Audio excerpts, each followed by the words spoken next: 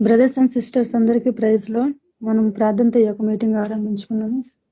ఈ రోజు స్కైప్ ఆరాధనలో జాయిన్ అయిన మీ అందరికీ మన ప్రభువైన యేసుక్రీస్తు పరిశుద్ధ నామంలో నా హృదయపూర్వక వందనాలు తెలియజేస్తున్నాను.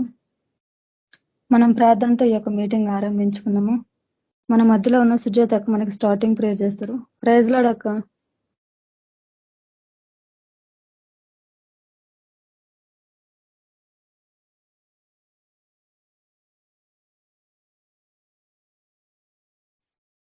Praise lord sister, thank you. మనమందరము ప్రార్థన పూర్వకంగా ఈ ఆరాధనలో పాల్గొందాము. స్తోత్రం ప్రభ, పరిశుద్ధుడా, మహాగణుడా, సర్వోన్నతుడా, మహిమగల నా తండ్రి, మహిమలో నివసించువాడ ప్రభ, నీకు వందనాలు, స్తుతులు, స్తోత్రం చెల్లించుకుంటున్నాం ప్రభ. ఆత్మస్వరూపి, అగ్నిస్వరూపి నీకే వందనాలు నాయన. ప్రేమ స్వరూపివి ప్రభ, సత్య స్వరూపివి, వాక్య స్వరూపి నీకు వందనాలు ప్రభ. నా తండ్రి, నీకు గొప్ప కార్యంలో ప్రభ, నా తండ్రి మమ్మల్ని అందరినీ పాల్గొంటకు ప్రభ, ఈ రీతిగా మమ్మల్ని పిలిచిన దేవుడవు నీకు వందనాలు చెల్లిస్తున్నాం ప్రభ. నీ యొక్క పిలుపుకు లోబడి ప్రభ, ప్రతి ఒక్క బిడ్డ ఈ కార్యక్రమంలో పాల్గొంటకు ప్రభ ప్రేరేపణ దయచేయండి. పరిశుధాత్మ నడిపింపు చేత ప్రతి ఒక్కరిని మీరు ప్రభ అభిషేకించండి. నా తండ్రి, మీ యొక్క వాక్కు చేత బలపరచండి ప్రభ. నీ యొక్క గొప్ప కార్యములను చూచుటకు మనోనేత్రములను వెలిగించమని ప్రార్థిస్తున్నాం.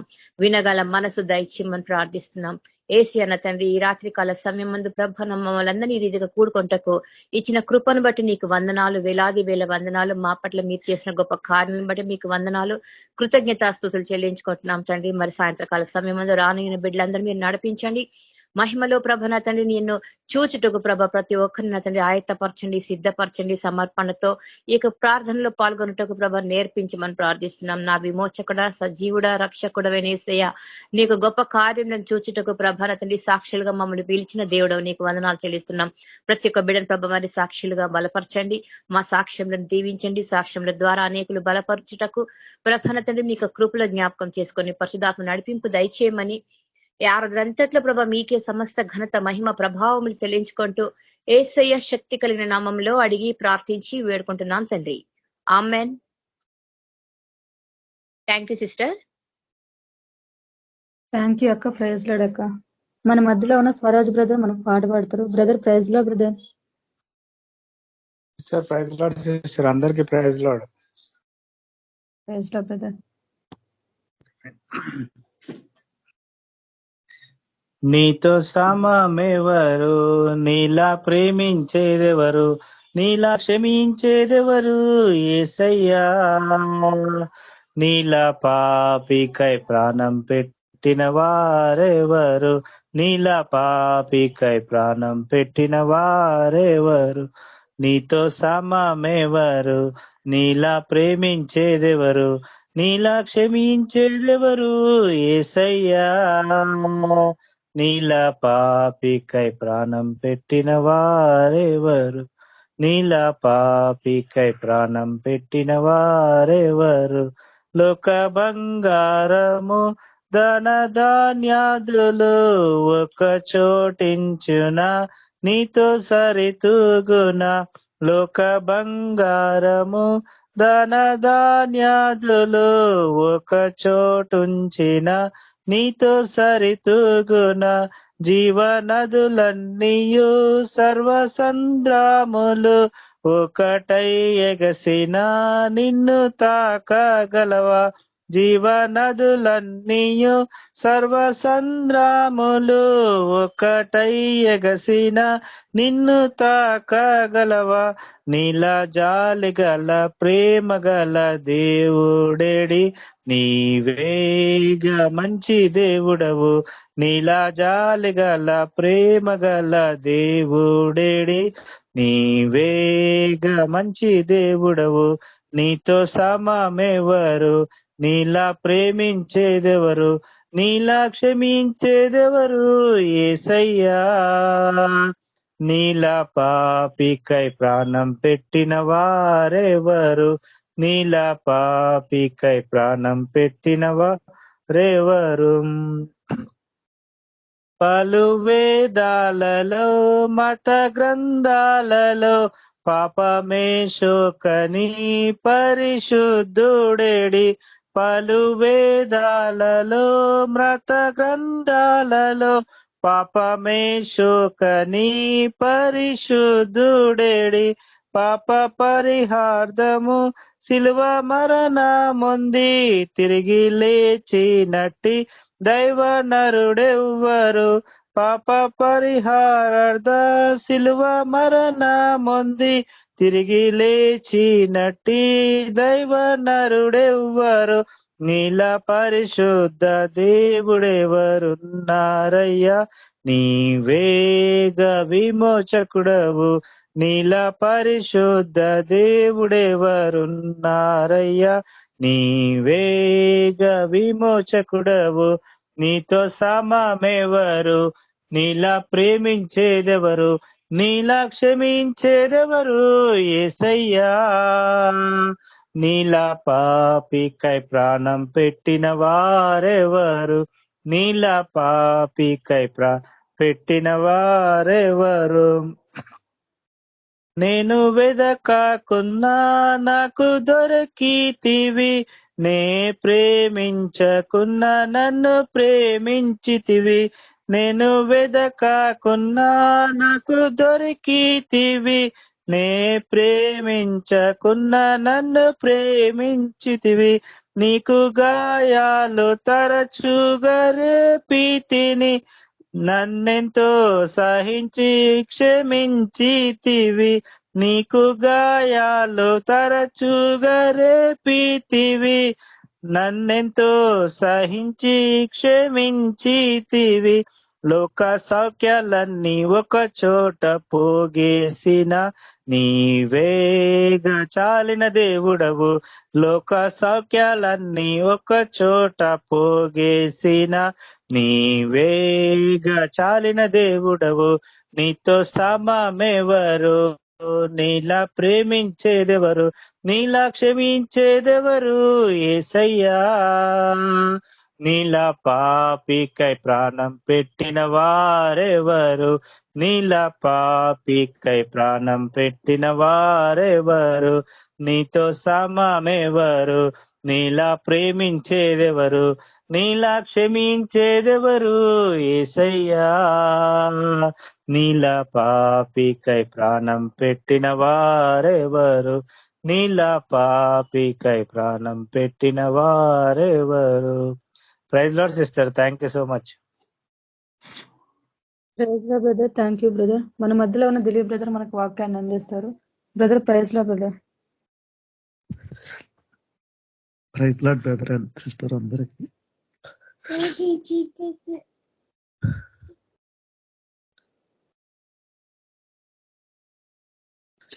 మనం ప్రార్థన చేసుకొని దేవుని వాక్యం ధ్యానించుకుందాము. మహాపరిశుద్ధుడా, మహోన్నతుడా, గొప్ప దేవ, కృపా కనికరం గల తండ్రి, జీవం కలిగిన తండ్రి, జీవాధిపతి ఉన్న మా ప్రభువా, మా రక్షకుడవు తండ్రి, మమ్మల్ని ఎంతగానో ప్రేమించిన ఆయన, మమ్మల్ని విమోచించిన మా విమోచకుడవు తండ్రి, పరలోకమందున్న దేవ, వారునాథ సత్యస్వరూప్యగు తండ్రి, నీకు వందనాలు స్తోత్రములు దేవ.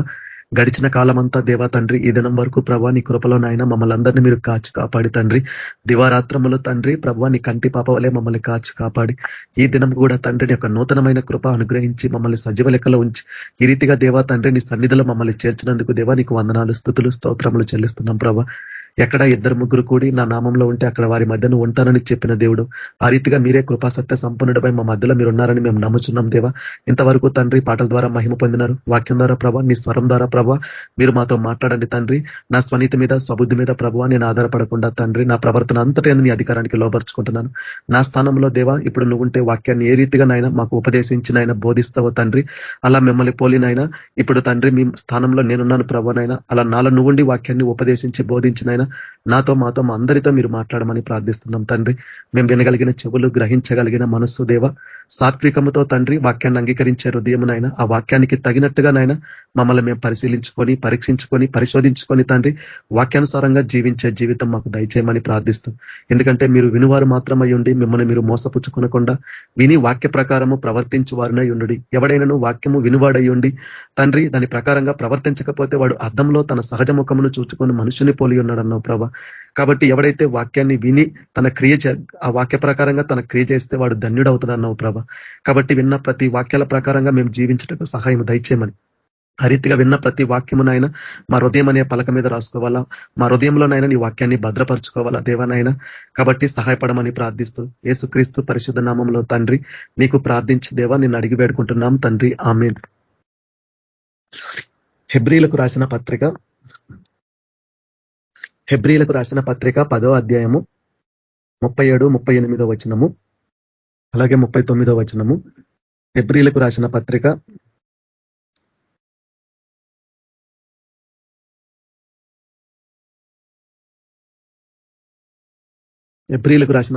10వ అధ్యాయము 37, 38, 39 వచనము. ఇక కాలము బహు కొంచెముగా ఉన్నది, వచ్చుచున్నవాడు ఆలస్యము చేయక వచ్చును. నా ఎదుట నీతిమంతుడైన వాడు విశ్వాస మూలముగా జీవించును గాని అతడు వెనుకకు తీసిన ఎడల అతని యందు నా ఆత్మకు సంతోషముండదు. అయితే మనము నశించుటకు వెనుక తీయు వారము కాము గాని ఆత్మను రక్షించుకొనుటకు విశ్వాసము కలిగిన వారమై ఉన్నాము. కాబట్టి ఇక కాలము, కాబట్టి ఏ కాలం గురించి ప్రభు మనతో మాట్లాడుతుందంటే మనం ఉంటుంది యుగ సమాప్తిలో ఉన్నాం. కాబట్టి ప్రభు యొక్క రాకడ దినములు, కాబట్టి ప్రభు యొక్క రాకడ సమయంలో మనం ఉన్నాము.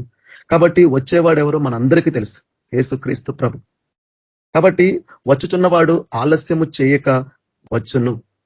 కాబట్టి ఈ వచ్చుచున్న దేవుడు ఎందుకు ఆలస్యము చేస్తున్నాడంటే పేతురు చెప్తాడు, అంతటా అందరూ మారు మనసు పొందాల, ఎవరు కూడా నశించిపోకూడదు.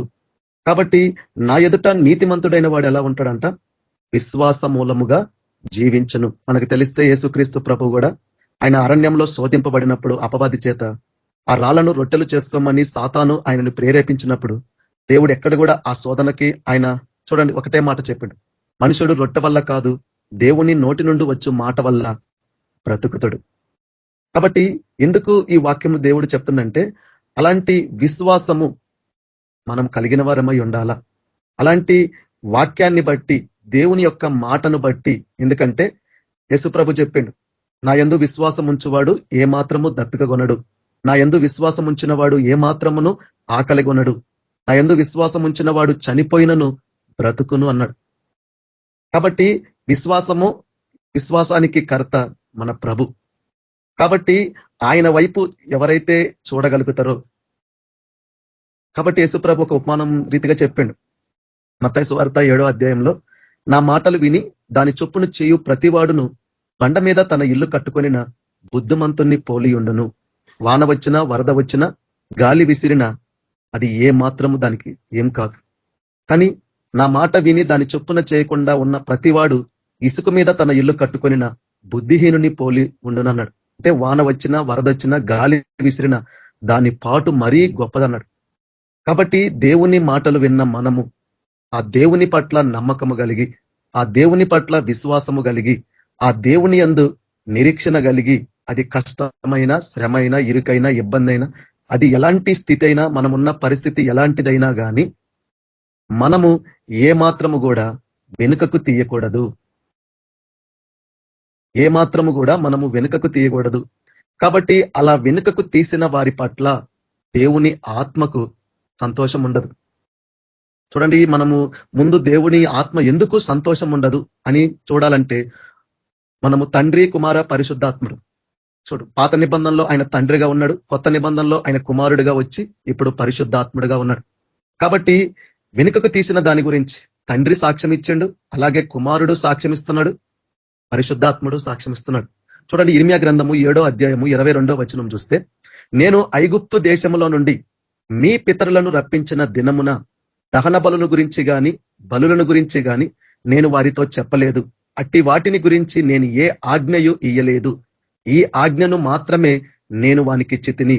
ఏదనగా నా మాటలు మీరు అంగీకరించిన ఎడల నేను మీకు దేవుడినై ఉందను, మీరు నాకు కుమారులై ఉందరు, మీరు నాకు జనులై ఉందరు, మీకు క్షేమము కలుగునట్లు నేను మీకు ఆజ్ఞాపించుచున్న మార్గం అంతటి యందు మీరు నడుచుకొనిడి. అయితే వారు వినకపోయిరి. అంటే నా ఎదుట నీతిమంతుడు విశ్వాస మూలముగా జీవించును గాని అతడు వెనుకకు తీసిన ఎడల అతని యందు నా ఆత్మకు సంతోషం ఉండదన్న దాని గురించి చూస్తున్నాం. అలా వెనుకకు తీసితే నశించుటకే మనం అనేదాన్ని తర్వాత చూస్తాం.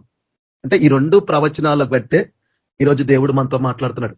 ముందు ఆయన ఆత్మకు ఎందుకు సంతోషం ఉండదు అనేది మనం తెలుసుకోవాలా. అలా వెనుకకు తీయడం వల్ల మనం ఎందుకు నశించిపోతున్నాము అనేది తెలుసుకోవాలి. కాబట్టి దేవుడు అంటున్నాడు, ఐగుప్తు దేశము నుంచి దేవుడు ఎలాంటి దహన బలుల గురించి కానీ ఆయన ఆజ్ఞ ఇయ్యలేదు. ఆయన ఇచ్చిన ఆజ్ఞ ఏందంట, మీరు నా మాటలు అంగీకరించిన ఎడల నేను మీకు దేవుడినై ఉందును, మీరు నాకు జనులై ఉందురు అంటున్నాడు.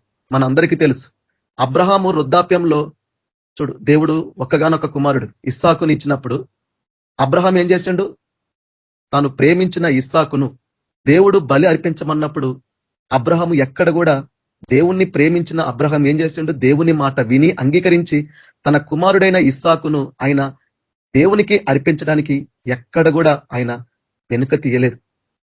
అందుకు తన పేరును కూడా అబ్రహాము దేవుడుగా మార్చుకున్నాడు. ఎందుకంటే అబ్రహాము నా మాట వినినవాడు, నా ఎదుట విశ్వాస మూలముగా జీవించిన వాడు. కానీ ఇక్కడ ఇశ్రాయేలు ప్రజలు ఎలా ఉన్నారంట చూడండి. అయితే వారు వినకపోయిరి, చెవి ఒగ్గకుండిరి, ముందుకు సాగక వెనుక దీయచ్చు. ఈరోజు దేవుని బిడ్డలు ఎలా ఉన్నారంట, పరిశుద్ధాత్ముడు ఎందుకు దుఃఖపడతాడు, ఎందుకు పరిశుద్ధాత్మని దుఃఖపరచకుడి విమోచన దినం వరకు ఆయన ఎందు మీరు ముద్రించుతున్నారని ఎందుకు చెప్పిండంటే, నువ్వు ఎప్పుడైతే నువ్వు పాపము నిమిత్తం మృతి పొంది సమాధి చేయబడి, యేసుక్రీస్తు ప్రభు ఎట్లయితే మన పాపముల నిమిత్తము లేఖనాల ప్రకారం ఆయన మృతి పొంది సమాధి చేయబడి, ప్రభు ఎట్లయితే లేఖనాల ప్రకారంగా ఆయన 3వ దినాన లేపబడ్డాడో, నువ్వు ఎప్పుడైతే యేసుక్రీస్తు ప్రభుని సొంత రక్షకుడిగా అంగీకరించి ఎప్పుడైతే నువ్వు బాప్తిస్మం పొందడం అంటే ఏంది, ఆయనతో పాటు నువ్వు కూడా సిలువ వేయబడడం. ఆయన ఎట్లా పాతి పెట్టబడిండో అలా నువ్వు కూడా పాతి పెట్టబడిన వాడు. ఆయన ఎట్లా 3వ దినాన లేచిండో నువ్వు లేచిన వాడివి. అంటే నువ్వు క్రీస్తులో నూతన సృష్టిగా మారినవాడు. అంటే నీ పాత స్వభావం అంటే ప్రాచీన స్వభావము మనలో కనిపించకూడదు. అందుకు పౌలు అంటాడు, మీ చిత్తవృత్తి యందు నీతియు యథార్థమైన భక్తి గలవారై నవీన స్వభావమును కలిగి ఉండమని చెప్తాడు. అంటే ఈ రోజున్న దేవుని బిడ్డలు ఎలా ఉన్నారు, దేవుని మాట వినకుండా, దేవుని యొక్క మాటకు చెవి ఒగ్గకుండా ముందుకు సాగవలసిన వాళ్ళు వెనుక తీయచ్చు. తమ ఆలోచనలను బట్టి ఎట్లా ఉన్నారంట, తమ ఆలోచనలను బట్టి తమ దుష్ట హృదయ కాఠిన్యము. ఈ పదము మీరు బాగా రాసి పెట్టుకోవాలా. ఇక్కడ తండ్రి ఇదే సాక్ష్యం ఇస్తాడు, కుమారుడు ఇదే సాక్ష్యం ఇస్తాడు, పరిశుద్ధాత్ముడు ఇదే సాక్ష్యం ఇస్తాడు. ఎవరి గురించి, ఏర్పరచుకొనిన వారి గురించి, దేవుడు ఏర్పరచుకొనిన వారి గురించి, ఇశ్రాయేలీల గురించి. ఇప్పుడు ఆ రోజు ఇర్మియా కాలంలో ఉన్న వాళ్ళు ప్రకృతి సంబంధమైన ఇశ్రాయేలీలు అయితే, ఇప్పుడు మనమందరము యేసుక్రీస్తు ప్రభు కృప వల్ల మనమందరము అంతరంగమందు యూదులుగాను ఇశ్రాయేలీలుగా మారిన వాళ్ళం. ఈరోజు ఆ రోజున్న ప్రకృతి సంబంధమైన ఇశ్రాయేలీల గురించి దేవుడు మాట్లాడట్లేదు. ఈరోజు ఆత్మ సంబంధమైన ఇశ్రాయేలీలుగా యూదులుగా మారిన వారి గురించి మాట్లాడుతున్నాడు. అంటే మన గురించి మాట్లాడుతున్నాడు దేవుడు. ఎలా ఉన్నారంట, దేవుని మాట వినకపోయిరి, చెవి ఒగ్గకుండిరి, ముందుకు సాగక వెనుక దీయచ్చు, తమ ఆలోచనలను బట్టి తమ దుష్ట హృదయ కాఠిన్యము అనుసరించుచు నడుచుచూ వచ్చిరి. మీ పితరులు ఐగుప్తు దేశముల నుండి బయలుదేరి వచ్చిన దినము మొదలుకొని నేటి వరకు మీరు వెనుక దీయచ్చు వచ్చిన వారే. నేను అనుదినము పెందల కాడ లేచి ప్రవక్తలైన నా సేవకులందరినీ మీ యొద్దకు పంపుచూ వచ్చి తిని. ఈరోజు దేవుడు మాట్లాడలేదా? ప్రతి దినము దేవుడు తాను ఏర్పరచుకుని వారి చేత ప్రతి దినము దేవుడు మనతో మాట్లాడట్లేదా? వింటున్నామా? ఆ రీతిగా దేవుని మాటకు చెవి ఒగ్గుతున్నామా? అసలు ఇందులో జాయిన్ అయిన మనము శ్రద్ధగా దేవుని వాక్యం వింటున్నామా? లేదు. ఈరోజు మీ మనస్సాక్షులను బట్టి, మిమ్మల్ని బట్టి మీరు పరిశీలించుకోండి. దేవుడికి తెలియదా? ఎందుకు దేవుడు పెందల కాడ లేచి తన ప్రవక్తలైన సేవకులను పంపించి ఎందుకు చెప్పాలా? నువ్వు ఆయన మాట వినడానికి, ఆ దేవుని యొక్క ఉద్దేశాన్ని, ఆ దేవుని యొక్క చిత్తాన్ని, నీ పట్ల ఆ ప్రభు యొక్క ప్రణాళికను నువ్వు గ్రహించడానికి. గ్రహించగలుగుతున్నామా? బిలాములాగా గుడ్డివారం అయిపోయినాం. బిలాం ఏం చేసిండు? నోరు లేని గార్ధాబము మాట్లాడుతుంటే కూడా వివేచించలేని అవివేకిలాగా మారిపోయాడు. ఈరోజు లేరా? ఎందుకంటే దేవుని సన్నిధి అంటే, దేవుని వాక్యం అంటే మనుషులకు కాలక్షేపం అయిపోయింది, ఒక ఆచారం అయిపోయింది. వాళ్ళు నమ్మకం కలిగిన వారి పట్ల విశ్వసించేది, మిగతా వాళ్ళు విశ్వసించే రీతిగా లేదు. భయం లేదు. ఇది దేవుని వాక్యమే, నువ్వు దేవుని సన్నిధిలో ఉన్నవే అంటే ఎక్కడ 2-3 కూడుంటే అక్కడ దేవుడు ఉంటాడని నమ్మే నువ్వు ఇప్పుడు దేవుడు మన మధ్యలో ఉంటే నువ్వు అశ్రద్ధగా ఉంటావా? నిర్లక్ష్యంగా ఉంటావా? దేవుని స్వరము, దేవుని వాక్కు నీ యొద్దకు వస్తే వినకుండా, చెవి యొగ్గకుండా దేవుని సన్నిధిలో నిర్లక్ష్యంగా ఉంటామా? లేరా ఈరోజు? ఆ రీతిగా అజాగ్రత్తగా, అశ్రద్ధగా, నిర్లక్ష్యంగా లేరా దేవుని ఎదుట? చూడండి, ఇలా ఉన్న వాళ్ళు ఎవ్వరు కూడా నశించుటకు వెనుక తీసిన వారే. చూడండి, మీరు నా మాట వెనకయున్నారు, చెవి యొగ్గకయున్నారు, తమ మెడను వంచక మనస్సును కఠినపరుచుకొనుచున్నారు. వారు తమ పితరుల కంటే మరి దుష్టులైరి. ఎవరు సాక్ష్యమిస్తున్నారు? ప్రవక్త సాక్ష్యమిస్తుండా? దేవుడు సాక్ష్యమిస్తుండా? ఈరోజు వినగలుగుతున్నారా? మెడ వంచుతున్నారా? మెడ వంచడం అంటే ఏంది? వినయం, దేవుని ఎదుట సాగిల పడడం ఉందా మన జీవితంలో? అయ్యా, ఈ వాక్య ప్రకారంగా నా జీవితం లేదయ్యా అని నువ్వు పశ్చాత్తాపపడే హృదయంతో నీ మెడను దేవుని ఎదుట, ఆయన పాదాల ఎదుట, ఆ 24 పెద్దల కన్నా నువ్వు గొప్పవాడివా? వాళ్ళే దేవుని సింహాసనం మందు కూర్చున్నప్పుడు దేవుడు వాళ్ళ కిరీటాలు కింద పెట్టి వాళ్ళందరూ దేవుని ఎదుట సాగిలపడ్డారు. వినయం చూపిస్తున్నారు, దేవుణ్ణి మహిమపరుస్తున్నారు, ఘనపరుస్తున్నారు. ఈరోజు నీవు అలా దేవుని ఎదుట నీ మెడను వంచుతున్నావా? నీలో పశ్చాత్తాపం ప్రతి దినం కలుగుతుందా? నీ జీవితాన్ని మార్చుకోగలుగుతున్నావా? ఎందుకు రావాలా దేవుని సన్నిధికి? దేవుడు మాట్లాడే మాటలు అలానే ఉంటాయి. ఇదేదో నేనేదో ప్రేరేపించబడి ఉద్దేశంతో చెప్పిన వాక్యం కాదు ఇది. మనుషులను బట్టి, పైరూపాలను బట్టి చూస్తే ఇది మీకు ఎప్పటికీ అర్థం కాదు. నువ్వు నిజంగా క్రీస్తును ప్రేమించేవాడివైతే, క్రీస్తును పోలి నడుచుకున్న వాడివైతే, క్రీస్తు యొక్క మనసు కలిగిన వాడవైతే, క్రీస్తు యొక్క ఆత్మ నీలో కలిగిన వాడవైతే నీకు అర్థమవుతుంది దేవుని హృదయం ఏంది, దేవుని మనస్సేంది. మనుషులను బట్టి ప్రేమించే వాళ్ళు, మనుషులను బట్టి వెంబడించి అనుసరించి విని వెళ్లే వాళ్ళకి అర్థం కాదు దేవుని ఉద్దేశం ఎప్పుడు కూడా. అందుకు ఈ ప్రజలు తమ పెదవులతో నన్ను గణపరుచుదురు గాని వారి హృదయాలు నాకు దగ్గరగా లేవు, దూరంగా ఉన్నాయన్నాడు దేవుడు. యేసుప్రభు లేడు వాళ్ళలో. ఎందుకంటే వాక్యాన్ని బట్టి, వారి జీవితాలను బట్టి వారు పరిశీలన చేసుకొని ఆ వాక్యాన్ని బట్టి పశ్చాత్తాపడి జీవితాలు సరి చేసుకునే భక్తులు లేరు ఈరోజు. అందరూ భక్తిహీనులు. పై రూపము ఒకటి, లోపల ఒకటి. కపటదారులు అన్నట్టు, వేషధారులు తయారైపోయినారు. నువ్వు అలా కపటము, వేషముతో ఉన్నవేమో, ముసుగుతో ఉన్నవేమో దేవుడికి తెలుసు. అందుకు దేవుడు వెక్కిరింపబడడు. చూడండి, నీవు ఈ మాటలన్నీ, ఇర్మియా గ్రంథము 7వ అధ్యాయము 27వ వచనము, నీవు ఈ మాటలన్నీ వారితో చెప్పినను వారు నీ మాటలు అంగీకరింపరు. నీవు వారిని పిలిచినను వారు నీకు ఉత్తరమియ్యరు. ఇది ఆ రోజు ఇశ్రాయేలీలు కాదు, ఈ రోజు ఇశ్రాయేలీలు అలానే ఉన్నారు. ఎవడు అంగీకరించడు. ఎవడు కూడా దేవుడు పిలిస్తే స్పందించరు. వాక్యాన్ని బట్టి, వారిని బట్టి ఎవ్వడు కూడా పరిశీలన చేసుకోడు. నీ జీవితం మారినప్పుడు, నువ్వు దేవుని ప్రకారంగా నడవనప్పుడు, నువ్వు దేవుని విధానం ఏందో తెలుసుకోలేనప్పుడు దేవుని సన్నిధిలో ఉండడం ఏంది? అందుకు తిమోతి పత్రికలో పౌలు అంటాడు, పైకి భక్తి గలవారులాగా ఉంటారు, ఎక్కడ కూడా దేవుని శక్తి ఆశ్రయించరు. ఎందుకంటే ఏ రోజు కూడా వారు దేవుని మాట వినిన వారు కాదన్నట్టు. ఏ రోజు కూడా దేవుని మాట వినడానికి చెవి యొగ్గినోళ్ళు కాదన్నట్టు. అర్ధగంట 40 నిమిషాలు కూడా వినలేని స్థితికి, నీచాతి స్థితికి ఈరోజు క్రైస్తవులు అంతకంతకు దిగజారిపోతున్నారు. నువ్వు దేవుని మాటే వినలేని ఆసక్తిలో నడివి నువ్వు దేవుని ఇష్టాన్ని ఎట్లా నెరవేరుస్తావు? నువ్వు దేవుని ఆజ్ఞలు ఎట్లా గైకొని పాటిస్తావు? ఎక్కడ నీ జీవితంలో వాక్యానుసారమైన జీవితం ఉంటది? ఇలా దిగజారిపోతున్నారు. ఎందుకంటే దురద చెవులు. ఈరోజు మనుషులు ఎలా ఉన్నారు? దురద చెవులు. అనుకూలంగా ప్రకటిస్తే వింటారు, కథలు చెబితే, కామెడీలు చేస్తే, వాక్యాన్ని ఉన్నదాన్ని బట్టి చెబితే ఎవ్వడి చెవి కూడా వినడు అన్నట్టు. అట్లా అపహాసకులు తయారైపోయినారు. చూడండి, ఇర్మియా గ్రంథము 7వ అధ్యాయం 28వ వచనము, గనుక నీవు వారితో ఇలాగు చెప్పుము, వీరు తమ దేవుడైన యెహోవా మాట వినని వారు. వింటే మన జీవితాలు నిన్నున్నట్టు ఈ రోజు ఉండవు. ఎందుకంటే ప్రతి దినము నువ్వు నూతనం అవుతావు. ప్రతి దినం నీ జీవితంలో మార్పు ఉంటుంది. మనలో ఉన్నాయి ఆ మార్పులు. నీ ఇంటి వారో లేదా నీ తోటి స్నేహితులో, నీ తోటి సేవాకోసులో నీ గురించి చెప్పేలాగా నీ జీవితంలో మార్పు ఉందా? ఏం విన్నావు నువ్వు దేవుని మాట ఇన్ని రోజులు ఉండి కూడా? ఏం మార్పు జరిగింది నీ జీవితంలో? ఇది కపటము కాదా? ఇది వేషధారణ కాదా? ఈరోజు లేరా అలాంటి కపటులు, వేషధారులు? అందుకు పేతురు అంటాడు, ప్రభు దయాళుడని మీరు రుచి చూసి తెలుసుకుంటే సమస్తమైన దుష్టత్వాన్ని, కపటము, వేషధారణ మానుకోండి అన్నాడు. చూడండి, గనుక నీవు వారితో ఇలాగూ చెప్పుము, వీరు తమ దేవుడైన యెహోవా మాట వినని వారు, శిక్షకు లోబడనొల్లని వారు.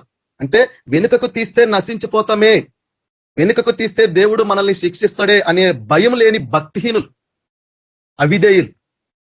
అందుకు దేవుడు అంటున్నాడు, కాబట్టి నమ్మకము వారిలో నుండి తొలగిపోయి ఉన్నది, అది వారి నోట నుండా కొట్టివేయబడి ఉన్నది. తనకు కోపము తెప్పించు తరము వారిని యెహోవా విసర్జించి వెళ్ళగొట్టుచున్నాడు. సీయోను, నీ తల వెంట్రుకలను కత్తిరించుకొనుము. అంటే ఆత్మకు సంతోషం ఉండదని చెప్పిండు కదా పౌలు. నా ఎదుట నీతిమంతుడు విశ్వాస మూలముగా జీవించును గాని అతడు వెనుకకు తీసిన ఎడల అతని యందు నా ఆత్మకు సంతోషం ఉండదంటే దేవుడు చెప్తున్నాడు. ఇర్మియా గ్రంథము 7వ అధ్యాయం 29లో, తనకు కోపము తెప్పించు తరము వారిని, విశ్వాసం లేని తరం ఇది. అందుకు మనిషి కుమారుడు భూమి మీదకి వస్తే విశ్వాసాన్ని కనుగొనునా అంటే లేదు. వాక్యాన్ని బట్టి, దేవుని బట్టి ఉండే విశ్వాసం లేదు, భక్తి లేదు. కాబట్టి యెహోవా విసర్జించి వెళ్ళగొట్టుచున్నాడు. సీయోను, నీ తల వెంట్రుకలను కత్తిరించుకొనుము, వాటిని పారవేయుము, చెట్లు లేని మెట్టల మీద ప్రలాప వాక్యమెత్తుము అంటున్నాడు. ఇది ఎవరు సాక్ష్యం ఇస్తున్నాడు? తండ్రి. ఎందుకు? వాళ్ళు నా మాట వినినవారు కాదు, శిక్షకు లోబడని వాళ్ళు కాదు, ముందుకు సాగవలసిన వాళ్ళు వెనుకకు తీస్తూనే ఉన్నారు. అయినా పెందల కాడే లేచిన సేవకులను, ప్రవక్తలను పంపించినా కూడా వాళ్ళు వినకపోతే అంతగా భ్రష్టులైపోయినారు, తమ పితరుల కంటే దుష్టులైపోయినారు. అంటే దుష్టుని స్వభావం అంటే అపవాది, పాపము చేయవాడు అపవాది సంబంధి. చూడండి, ఇది తండ్రి సాక్ష్యం ఇస్తున్నాడు. చూడండి మత్తయి సువార్త 13వ అధ్యాయము 10వ వచనంలో ఇప్పుడు కుమారుడు సాక్ష్యం ఇస్తున్నాడు. చూడండి మత్తయి సువార్త 13వ అధ్యాయం 10వ వచనంలో, తరువాత శిష్యులు వచ్చి, నీవు ఉపమాన రీతిగా ఎందుకు వారితో మాట్లాడుచున్నవని ఆయనను అడగగా, ఆయన వారితో ఇట్లనెను, పరలోక రాజ్య మర్మములు ఎరుగుట మీకు అనుగ్రహింపబడి ఉన్నది గాని వారికి అనుగ్రహింపబడలేదు. చూడండి మత్తయి సువార్త 13వ అధ్యాయం 12వ వచనము, కలిగిన వానికే ఇయ్యబడును, వానికి సమృద్ధి కలుగును, లేని వానికి కలిగినదియు వాని యొద్ద నుండి తీసివేయబడును, మరియు వారు చూచుచుండియు చూడరు. చూస్తున్నారు కానీ చూడరంట, వినుచుండియు వినకయు గ్రహింపకయు ఉన్నారు. ఎవరు? దేవుని బిడ్డలు. ఇది ఘోరాతి ఘోరమైన పాపం. ఇది ఎంత నీచమైన పని, ఇది దౌర్భాగ్యమైన పని. నువ్వు చూసి కూడా నీ స్థితిని మార్చుకోలేని స్వభావం, విని కూడా నీ స్థితి తెలుసుకొని కూడా గ్రహించలేని స్వభావం ఈరోజు లేరా దేవుని బిడ్డలు? చూడండి, ఇందు నిమిత్తము నేను ఉపమాన రీతిగా వారికి బోధించుతున్నాను. ఎందుకు ఉపమాన రీతిగా బోధించాలా? నువ్వు చూడాలని, నువ్వు వినాలని, నువ్వు గ్రహించాలని, మనసు తిప్పుకొని దేవుని తట్టు తిరగాలని, నీ స్వభావాన్ని వదులుకోవాలని, నీ పాపాలు విడిచిపెట్టాలని, నువ్వు దేవునికి లోబడని అవిధేయత జీవితం, అపవిత్రమైన జీవితం, శరీర సంబంధమైన జీవితం విడిచిపెట్టాలని ఈ ఉపమానాలు బోధిస్తుంటే, కానీ జనాలు ఎట్లా ఉన్నారు? చూచిచుండి కూడా చూడలేని దౌర్భాగ్యులు అన్నట్టు, వినుచుండి కూడా విని గ్రహించలేని స్థితికి తయారైపోయినారు. ఎన్ని వాక్యాలు దేవుడు మనతో మాట్లాడిండు. మనలో ఏమన్నా మార్పు ఉందా? నీ జీవితంలో ఏమన్నా మార్పు ఉందా? అలా మార్పు ఉంటే నీ ఫలం కనిపిస్తుంది అన్నట్టు, నీ క్రియ కనబడుతుంది అన్నట్టు, నువ్వు ముందుకు సాగిన వాడవైతే. చూడండి, ఇందు నిమిత్తము నేను ఉపమాన రీతిగా వారికి బోధించుతున్నాను. ఎందుకు? వీళ్ళు ముందుకు సాగాల, వెనుకకు తీయకూడదు, వీళ్ళు నా ఉద్దేశాన్ని గ్రహించాలని దేవుడు చెప్తున్నాడు. ఈ ప్రజలు కన్నులారా చూచి చెవులారా విని, అంటే దేవుడు అన్నాడు కదా, వారు వినుచుండియు వెనకయున్నారు, చెవి ఒగ్గకుండిరి. పాత నిబంధనలో చెప్తున్నాడు దేవుడు. ఇప్పుడు అదే దేవుడు కుమారుడిగా మాట్లాడుతున్నాడు. దేవునిలో మార్పు లేదు, మనలో మార్పు ఉంది. మన జీవితాల్లో స్థిరం లేదు, మనలో నిలకడలేదు, మన విశ్వాసంలో నిలకడలేదు, మన భక్తిలో నిలకడలేదు, మనం దేవుని పట్ల జీవించే జీవితంలో నిలకడలేదు. కానీ దేవుడు నిన్న నేడు ఒకటే రీతిగా ఉండేవాడు. మారని దేవుడు, మార్పు లేని దేవుడు, వర్తమాన భూత భవిష్యత్ కాలంలో ఉన్న దేవుడు. ఎన్ని తరాలు దేవుడు చూసిండు, ఇంకా రాబోయే ఎన్ని తరాలు చూస్తాడో తెలియదు. ఆయన సర్వాధికారి కదా, సమస్తమును కలగజేసిన వాడు కదా. చూడు, ఈ ప్రజలు కన్నులారా చూచి చెవులారా విని హృదయముతో గ్రహించి మనస్సు తిప్పుకొని నా వలన స్వస్థత పొందుకుంటున్నట్లు వారి హృదయము కొవ్వి ఉన్నది. అది హృదయ కాఠిన్యం. పాత నిబంధనలు అదే చెప్పిండు కదా. ఎందుకు లేదు? ఈరోజు పశ్చాత్తాపడే హృదయాలు లేవు, విరిగి నలిగిన హృదయం లేదు, యథార్థమైన హృదయం లేదు, విశ్వాసము కలిగిన హృదయం లేదు. హృదయాలు కఠినపరుచుకుంటున్నారు. నీ స్థితిని చూపించేవాడినే ద్వేషిస్తున్నారు. నరహంతకులు ఉన్నారు. ఆ నరహంతకులకి ఏమవుతుందో కూడా ఈరోజు నువ్వు తెలుసుకోవాలా. ఎవడిని దేవుడు వదిలిపెట్టడు.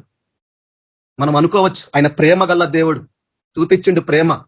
ఆ ప్రేమ నీకు దేవుడికి చేతగానిది కాదు. నీ జీవితం మార్చుకోకుండా, నీలో ఉన్న పాపాన్ని విడిచిపెట్టకుండా నీవు నీ ఇష్టానుసారంగా దేవునికి అవిధేయత చూపిస్తే దేవుడు ప్రేమించడు. తనకు కోపం పుట్టు తరం వారిని దేవుడు విసర్జించండు. పాత నిబంధనలో వాళ్ళు నన్ను విసర్జించినారు కాబట్టి నేను వారిని విసర్జించి వాళ్ళని శ్రమల పాలు చేసినాను అన్నాడు దేవుడు. మరలా దేవుడు వాళ్ళ పట్ల జాలిపడి క్షమించండి. శ్రమ తర్వాత, శత్రువులకు అప్పగించిన తర్వాత నీ ఇష్టానుసారంగా జీవిస్తూ ఈరోజు క్రైస్తవులకు అదొక విధానం అయిపోయింది. అబ్రహాము సంతానం లాగా ఆ రోజు వాళ్ళు ఎట్లా శాస్త్రులు పరిచయాలు ధీమాగున్నారో ఈ రోజు వాళ్ళు మేము ఏం చేసినా ప్రభు మమ్మల్ని క్షమించు అంటే అయిపోతుందిలే, మా ఇష్టానుసారంగా మేము తిరగొచ్చు, ఇష్టానుసారంగా చెయ్యొచ్చు, ఎక్కడ కూడా వాక్య ప్రకారంగా దేవుని ప్రకారంగా ఉండకపోయినా పర్వాలేదు, మేము మమ్మల్ని క్షమించంటే క్షమిస్తలే అని దేవుణ్ణి ఈరోజు తీసుకొని విచ్చలవిడిగా ఉన్నారు.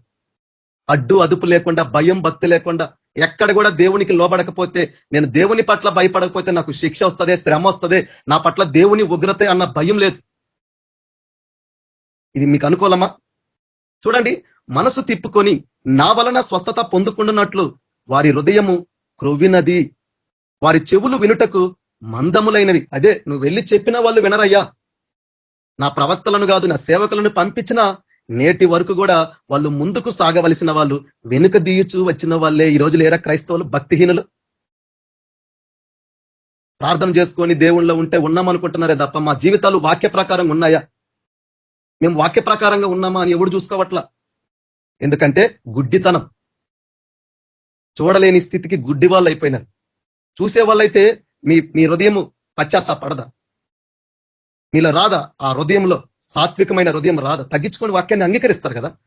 హృదయాలు ఎందుకు కొవ్వినలాగా మందపరుచుకుంటారు? చెవులు ఎందుకు కఠినపరుచుకుంటారు? వినలేని స్థితికి ఎందుకు తయారవుతారు? వినకపోతే వచ్చిన నష్టం ఎవడికి? వినకపోతే దేవుడికి నష్టం అనుకుంటున్నావా? చూపిస్తాడు, చూపించే చివరి వరకు ప్రేమ. అది నీకు అవకాశంగా మారి నువ్వు వినకపోతే ఎవడు దానికి కారకుడు? నీ శిక్షకి నువ్వే పాత్రుడి. రేపకాని దినం మనం దేవుని విమర్శించడానికి ఏం లేదు. చూడండి, వారి చెవులు వినుటకు మందములైనవి, వారు తమ కన్నులు మూసుకున్నారు. ఎందుకు? చూస్తే నీ జీవితం తెలుస్తుంది, నువ్వు నడిచే నడత తెలుస్తుంది, నీ ప్రవర్తన తెలుస్తుంది, నువ్వు చేసే క్రియలు, నీ హృదయ స్థితి, నువ్వు ఆలోచించే ఆలోచనలు. కానీ నీ కన్నులు ఏమైనాయి అంట? మూయబడ్డాయి. నీ చెవులు ఏమైనాయి అంట? మందమైనవి. అందుకు గట్టిగా దేవుడు అరిచినా కూడా వినలేనిపోయే స్థితి. కనుక మీరు వినుటమందుకు విందురు గాని గ్రహింపనే గ్రహింపరు. ఎన్ని వాక్యాలు దేవుడు తన ఏర్పరిచిన సేవకుల ద్వారా మాట్లాడింది. విన్నామా? వింటే ఏది ఆ ఫలం అంటాడు దేవుడు. ఉందా ఫలం? చూడండి, దేవుని సన్నిధికి వచ్చి వింటే అద్దంలో చూసుకొని పోయినట్టే ఎందుకు అన్నాడు దేవుడు? ప్రయోజనం ఏమీ లేదు నువ్వు దేవుని సన్నిధికి రావడం వల్ల. ఈ ఆరాధనలో మనం జాయిన్ అయ్యి మనలో ఎలాంటి మార్పు లేని జీవితాలు అయితే ఇందులో ఉండడం వల్ల వచ్చిన మెప్పేం లేదు, దేవునికి వచ్చిన ఘనత కూడా ఏం లేదు. ఎందుకంటే నువ్వు విని గ్రహించుకొని నీ మనసు మార్చుకొని దేవుని తట్టు తిరిగి దేవుని ప్రకారంగా ఉంటే ఇక్కడ దేవుని ఉద్దేశం జరిగినట్టు, ఇక్కడ దేవుని యొక్క ప్రణాళిక, ఆయన చిత్తం ఏందో జరిగినట్టు. అట్లా వినకుండా గ్రహించకుండా దేవుని తట్టు తిరగకుండా నువ్వు నీ పాటికి నీ జీవితంలో ఉండి భక్తిహీనతలో ఉండి పాపంలో ఉండి అపవిత్రతలో ఉండి లోకంలో ఉండి దేవుని సన్నిధిలో ఉంటే నీకు తృప్తేమో కానీ పరిశుద్ధాత్ముడికి దుఃఖమే. చూడండి, గనుక మీరు వినుట మట్టుకు విందురు గాని గ్రహింపనే గ్రహింపరు, చూచుట మట్టుకు చూతురు గాని ఎంత మాత్రమును తెలుసుకోరని యేసయ్య చెప్పిన ప్రవచనము వీరి విషయమై నెరవేరుతుంది. ఎందుకంటే వచ్చుచున్నవాడు ఆలస్యం చేయక రాబోతున్నాడు. తీర్పు ఉంటుంది మనకి. మనం చేసే ప్రతి క్రియలను బట్టి జీవగ్రంథంలో రాయబడతాయి అన్న సంగతి మనం మర్చిపోవద్దు. ఏ దినమున ఏ జామున ఏ గడియనో మీ ప్రభు వచ్చేదో మీకు తెలియదు కనుక మెలకుగా ఉండమన్నాడు. మెలకువ జీవితం అంటే ఏంది? నీవు నిందారహితుడిగా ఉండాలా. నీ మీద ఎలాంటి కలంకం ఉండకూడదు, నీలో ఎలాంటి పాపం ఉండకూడదు. నీకు ఇచ్చిన వస్త్రములను నువ్వు కాపాడుకోవాలా, నీకు ఇచ్చిన పరిశుద్ధతను కాపాడుకోవాలా, నీ పట్ల దేవుడు కలిగిన విధానము ఆ చేసే దాంట్లో నువ్వు ఉండాలా. చెప్పండి, ఇవన్నీ మనం చేయగలుగుతున్నామా? ఇలా నిజంగా దేవుని పట్ల మనం ఉన్నామా? పిలుపును ఏర్పాటును నిత్యం చేసుకొని జాగ్రత్త పడని వారు కూడా దేవుని రాజ్యంలోకి ప్రవేశించాలని వాక్యం మనకు తెలియదా? తలాంతులు ఇచ్చిన వాడు ఒకడు ఏం చేసిండు? భూమిలో పెట్టిన వాడు దేవుని రాజ్యంలోకి పోయిండా?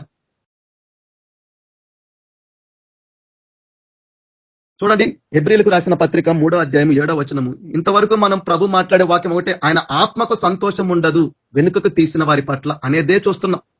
ఇప్పుడు చూడండి, హెబ్రీలకు రాసిన పత్రిక 3వ అధ్యాయం 7వ వచనము. మరియు పరిశుద్ధాత్మ ఇట్లా చెప్పుచున్నాడు. తండ్రి చెప్పిండు, కుమారుడు చెప్పిండు, ఇప్పుడు పరిశుద్ధాత్ముడు. నేడు మీరు ఆయన శబ్దమును వినిన ఎడల అరణ్యములో శోధన దినమందు కోపము పుట్టించినప్పటి వలె మీ హృదయాలను కఠినపరుచుకొనకుడి. చూడండి, యేసు ప్రభువేమో వాళ్ళ మనసు నా తట్టు తిప్పుకోవడానికి వాళ్ళ హృదయము క్రొవ్వినది అన్నాడు. తండ్రి ఏమన్నాడు? వాళ్ళ హృదయమును చూడండి. ఇప్పుడు పరిశుద్ధాత్ముడు ఏం చెబుతున్నాడు? మీ హృదయాలను కఠినపరుచుకొనకుడి అని చెప్తున్నాడు. మూడిట్లో కామన్ గా దేవుడు చెప్తుంది ఏంది? హృదయాలు కఠినం అయిపోతే వాక్యాన్ని ఒప్పుకోలేం. గర్వ హృదయం అది, అహంతో ఉంటది అన్నట్టు. మేము అబ్రహాం సంతానం కదా అన్నారు వాళ్ళు. అప్పుడు అంటాడు ఆయన, ఎవరు? యోహాను, ఈ రాళ్ళ నుండి కూడా దేవుడు అబ్రహానికి సంతానం ధీమాగా ఉంటారు అన్నట్టు. ఇది మనకు మంచిది కాదు. ఎందుకంటే అలా శాస్త్రులు పరిచయాలు అతిశయించి గర్వించి విర్ర వీగినారు కాబట్టి యేసు ప్రభు చెప్పినా కూడా వినలేని స్థితిలో, చూడలేని స్థితిలో, గ్రహించలేని స్థితిలో ఉండి చివరికి ఎక్కడికి పోతున్నారు? నరకంలోకి పోతున్నారు.